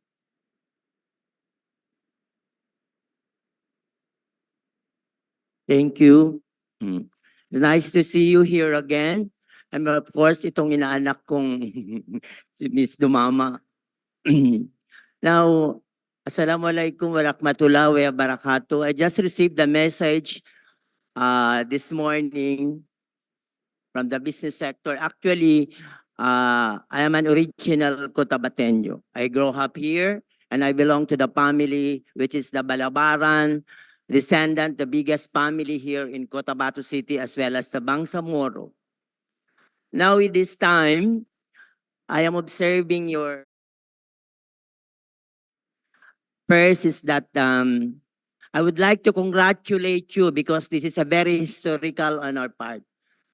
As far as concerned, I belong to the prominent leader here and my family, at the same time, a business sector right now in Cotabato City and alone. No?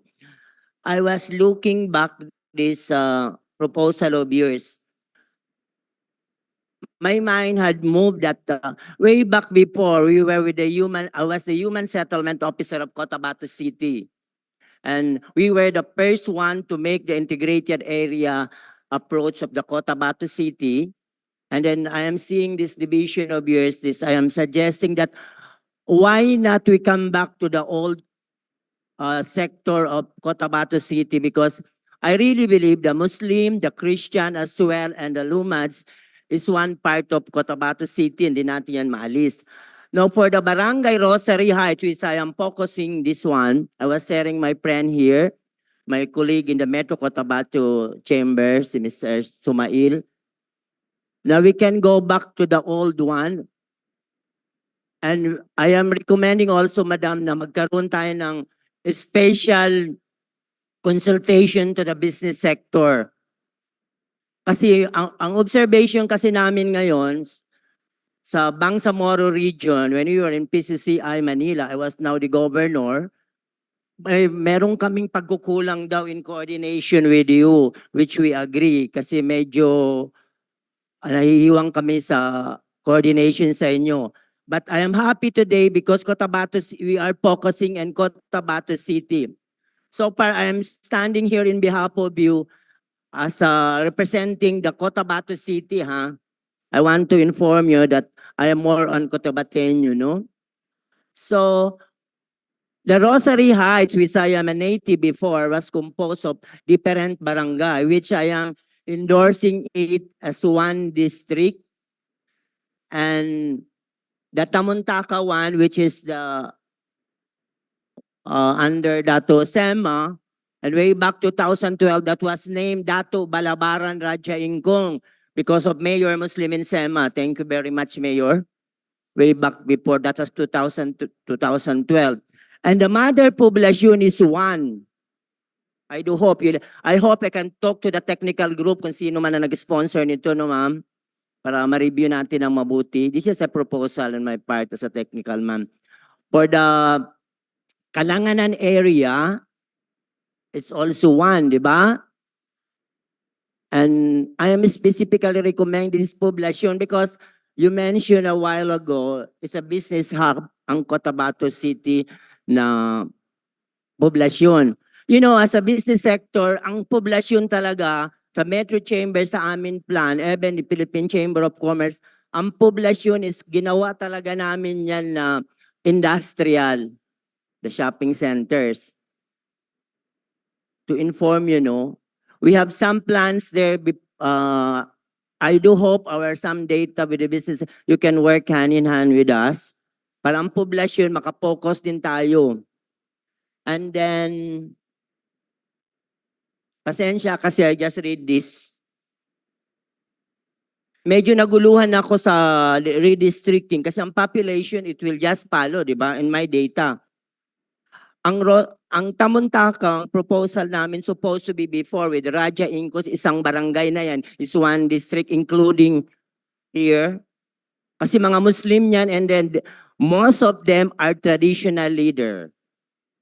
We don't have to forget the traditional leader. Kasi alam nyo,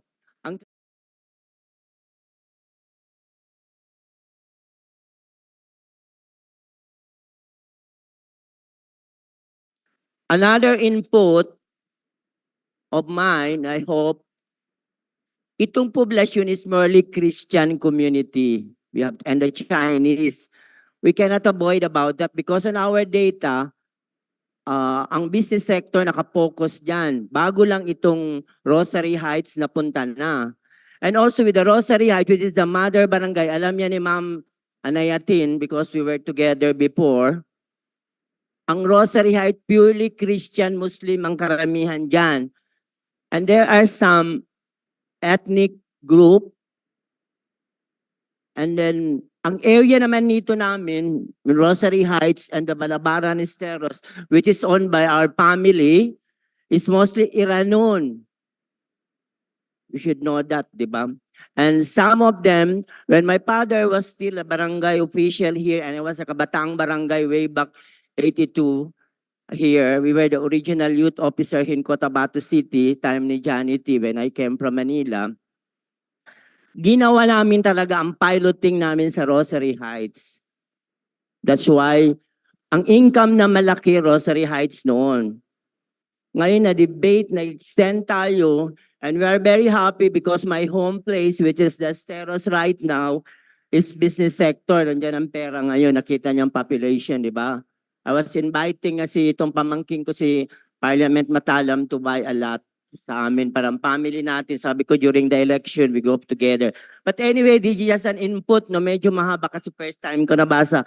And I just want to inform you that in behalf of my family, we are supporting this district, the Dato Balabaran Raja Ingkung and the professional sector. Thank you. Thank you very much. So sa mga members of the parliament na nandito, ang sinasabi is baka pwedeng magkaroon special consultation in the business sector, baka meron pong gustong mag-sponsor ng special consultation na yon, no? Dun sa mga MPs natin. Thank you very much. Can we please acknowledge the arrival of some of the councilors of Cotabato City? Yes, Madam Chair. We acknowledge the presence of the honorable members of the Sangguniang Panlungsod ng Cotabato City. We have with us Councilor Hunain Kompanya Abu, Councilor Maruf Ayunan Pasawiran, Councilor Abdul Rakim Ontong Usman, Councilor Giadzuri Andong Mitimbang II, Councilor Kusin Salik Taha, Councilor Henji Monte de Ramos Ali,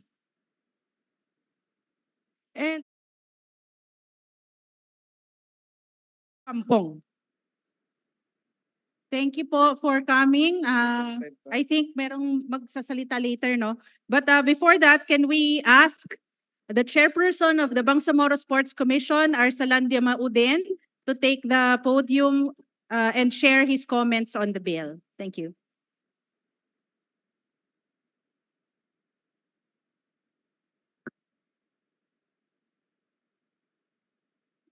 أعوذ بالله السميع العليم من الشيطان الرجيم أحمدك ربي حمد الحامدين وأشكرك شكر الشاكرين سبحانك لا علم لنا إلا ما علمتنا إنك أنت العليم الحكيم. My courtesy to the member of the parliament, highly dignified member of parliament, to all of you, magandang hapon and good morning po.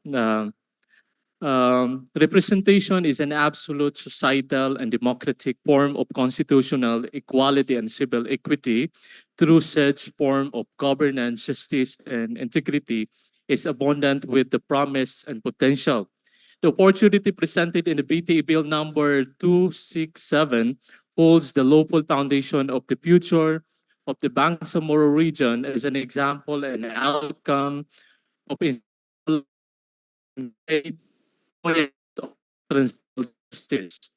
It is with the utmost hope and active support from the representation of the Bangsamoro Sport Commission of BARMM that the passage of the aforementioned bill be heavily prioritized and be given emphasis with the vigor of the government of today and the due inclusive support and understanding to our direct constituent. As to the Bangsamoro Sport Commission of BARMM, we fervently hope for the prioritization of this bill, urging the government of today to lend in the emphasis it deserves, with active support and understanding from our constituent.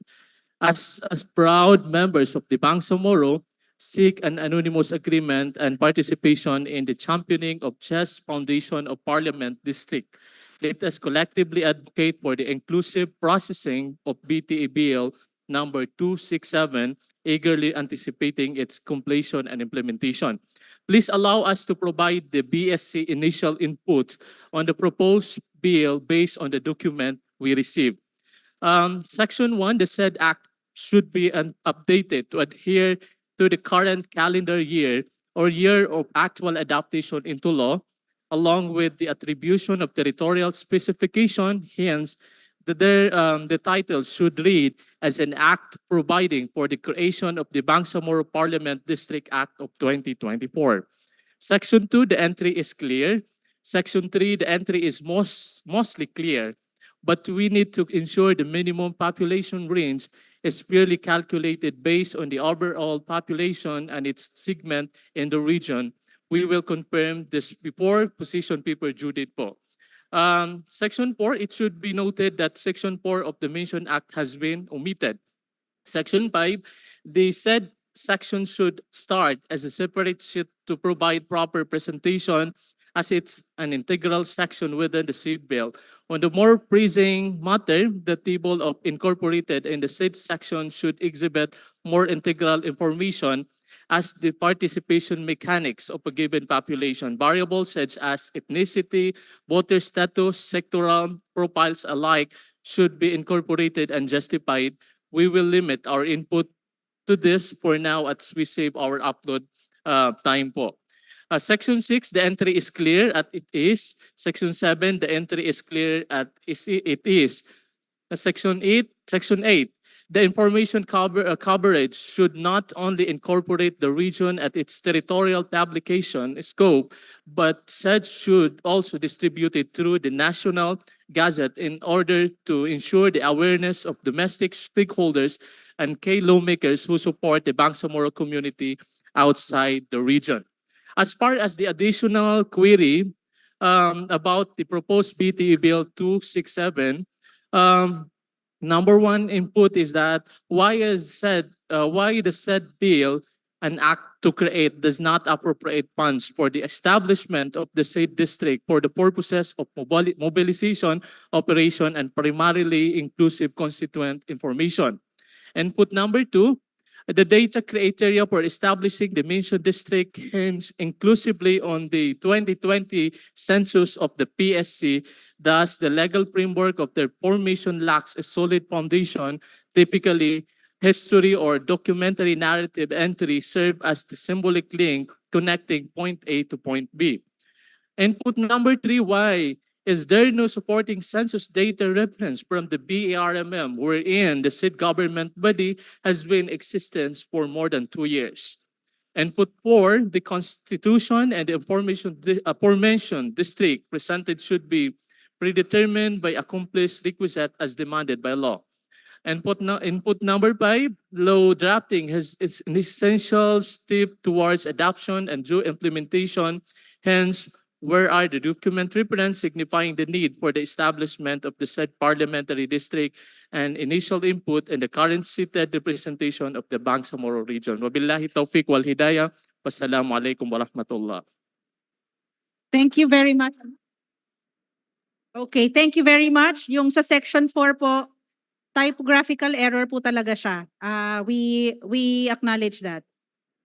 Next is Muhammad Ali Mangelen, Barangay Captain of Poblacion 1.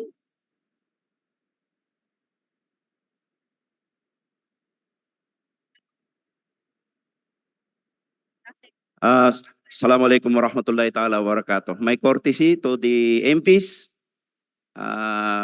and to the chairman of the committee, Attorney Lai Alba. Actually, ang position lang namin dito, no, when we speak to the itong dalawang barangay po na gustong magpalipat ng kanilang district, no. Actually, gagawa rin kami ng posisyon, no? Mas maganda yun, gagawa kami ng posisyon na yung intention ng dalawang barangay na malipat sila sa District 1. By the way, itong Poblacion 7 pala is, as you know, geographically, one island lang kami, no? So, mahirap naman na paghiwalayin kami. Isang island lang kami niyan eh. Yung 7 at saka 1. So mahirap naman na yung isa doon, nandun na sa kabila, and then itong sa amin, Poblacion 1 is nandito sa District 1. So yun lamang po, maraming salamat po. Thank you, Kap. So Poblacion 7 naman po yung binitbit ni Kap Mangelen. Next and final, ito na yung pinaka-final po. The Honorable Vice Mayor Johari Butch Abu to be represented by Honorable Councilor Kusin Taha.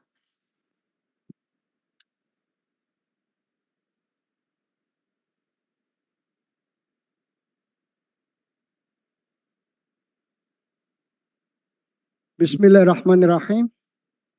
To the BARM government, all ministries and the presidential table, to the LGUs of COTABATO City, our barangay chairman around, in behalf of our city mayor, city vice mayor, the Sangguniang Panlungsod is in full force to deliver our position paper on creation of parliamentary district in Barm. Assalamualaikum warahmatullahi taala wabarakatuh. It was in January 21, 2019 that Republic Act 11054, otherwise known as the Organic Law for the Bangsamoro Autonomous Region in Muslim Mindanao, was ratified by the majority of the people in ARM to create a new autonomous political entity touted to be the last chance for peace in the 5-decade-old struggle of the Bangsamoro people.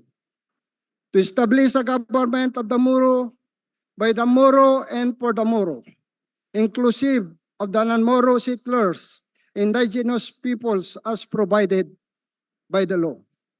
Republic Act 11054 was the cornerstone of the realization of our dreams for a lasting peace, progress, and stability in Mindanao, with an aim to recognize the aspirations of the Bangsamoro people for meaningful autonomy. Today, we are gathered here to realize yet another breakthrough for the Bangsamoro government. I am very happy to be a part of the deliberation process as a resource person on the creation of the Parliamentary District in Barm, pursuant to BTA Bill No. 267, as we ensure the equitable representation of the inhabitants of the BARMM. And then thereto, as the Vice Mayor and President Chair of the 17th Sangguniang Panlungsod of the City of Cotabato, I would like to cover only one main point for the purposes of these public consultations. We respectfully submit for equitable representation of the Cotabateños in the Parliament and also as the capital of the Moro Autonomous Region, that there shall be 3 parliamentary districts for Cotabato City based on the criteria provided by the laws. Following said criteria of redistricting for parliamentary membership, Paragraph 2, Section 10, Article 7 of Republic Act 11054, which was adopted in Section 3 of BTA Bill No. 267, is unanimous for the purposes of redistricting that. Section 10, Article 7, redistricting for parliamentary membership. Parliamentary districts shall be apportioned based on population and geographical of areas, provided that each district shall comprise, as for a practicable, contiguous, compact, and adjacent territorial jurisdiction, provided further that each district shall have a population of at least 100,000. Section 3, BTA Bill No. 267, criteria and appointment of parliamentary district. Parliamentary districts shall be apportioned among the provinces, cities, municipalities, and geographical areas of the BARM based on population and geographical area.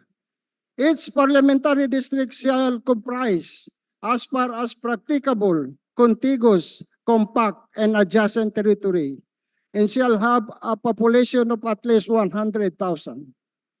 Based on these standards, we believe that our position of advocating for 3 parliamentary districts for Cotabato City is with merit and deserves your consideration. The city has a land area of more or less 176 square kilometers and a population of over 360,000 based on the latest census. Consequently, with due respect to the members of the Parliament and to all the stakeholders, the City of Cotabato has met the requirements set forth by the law and it's eligible for 3 parliamentary districts. Be that as it may, the city government of Cotabato and its constituents remain favorably disposed and acquiescent to the wisdom of whole Bangsamoro Parliament on the matter of district apportionment of Cotabato City, whether our advocacy for 3 seats in the Parliament be appreciated or not. We will carry on with our commitment to give full support to the BARM as we continue achieving our shared aspirations for inclusive peace and development across the region.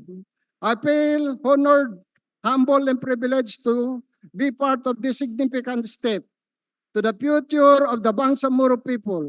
May we remain faithful to the cause of the long-lasting peace. Maraming salamat po sa inyong lahat. Mabuhay ang Bangsamoro. Shukran. Alhamdulillah. Wassalamualaikum warahmatullahi ta'ala wabarakatuh. Thank you very much to the Sanggunian of Cotabato City. Attorney Ness, unfortunately, it's already 11:43. Perhaps the city mayor can issue a statement or submit a position paper if he wishes, no? Before February 2, 2024. So maraming salamat po sa lahat ng nagsalita ngayong umagang ito. At hindi po dito tatapos ang pagbabalangkas ng bill na ito dahil kayo pa yung unang consultation po na hinaharap namin. No? So for today, we are doing the consultation here in Cotabato. Tomorrow, we will be in Parang and Midsayap simultaneously. And then on Thursday, we will be in Lanao and Sharif Aguac simultaneously. On January 29, simultaneous din po sa Tawi-Tawi at sa Sulu. And then sa January 30 ay sa Basilan. So please, we encourage that you submit all of your position papers to the email address parliamentary.read@bta.gov.ph before February 2, 2024. So now I hand over the microphone to my fellow member of the Parliament, MP Engineer Bayintan Ampatuan for the closing remarks. Bismillahirrahmanirrahim. Assalamualaikum warahmatullahi ta'ala wabarakatuh. Sa aking mga kasamahan sa Parliament, sa pangunguna ng aming chair ng Committee on Rules, and at the same time, the Minister of the Ministry of Interior and the Local Government, MP Attorney Shai Elijah Dumama Alba, aking mga kasamahan na nandito pa ngayon, MP Eddie Ali, MP Matalam, MP Mantawil, MP Sana Anayatin, MP Ashimi Delanggalan, sa ating mga councilors, sa ating mga guests and representatives. Unang-una, kagaya ng sinabi ng ating chair, may pagkakataon pa po tayo na mag-submit ng ating position paper. Kung nahiya man tayong magsalita ngayon at alam natin sa puso natin na may kailangan tayong sabihin para i-represent yung ating constituency, pwede pa po humabol. Humabol kayo ng inyong position paper. Yan po ay bahagi ng aming pag-uusapan sa Parliament. Lahat po ng isasabihin at mga narinig namin ngayong araw na ito ay bahagi ng aming pag-uusapan. We are happy to hear that from among speakers today, wala pong objection doon sa entirety, kabuuan ng BTA Bill 267.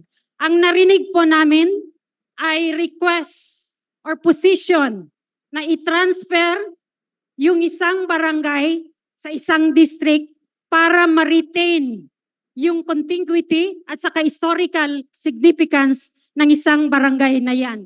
Malinaw na malinaw po sa amin, naintindihan po namin ang posisyon nyo. Kung ako mismo ang tatanungin nyo, sa ngayon pa lang ay suportado ko ang inyong proposal. Maraming salamat dahil nalaman namin ang inyong buong mga saloobin, nakita namin ang inyong sinseridad, at marami kayong nag-participate sa public consultation na ito.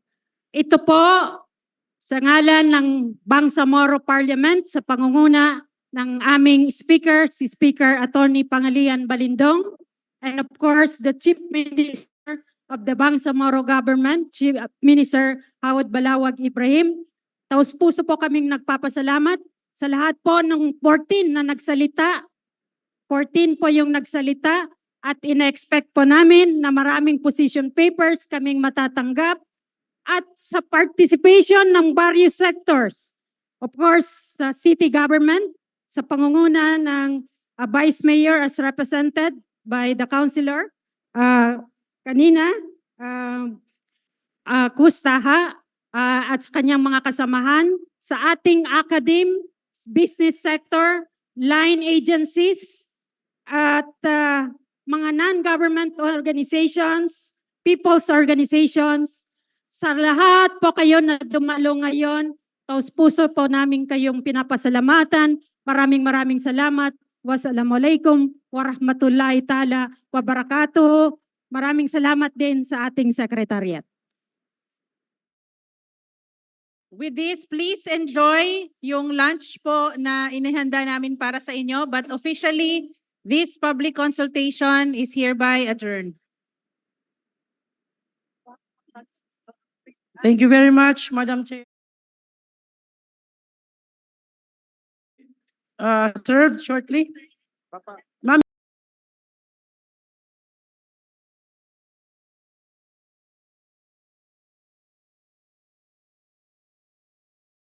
Maguindanao, Director Naldo G. Pendaliday, and from the NAMFREL, National Citizens Movement.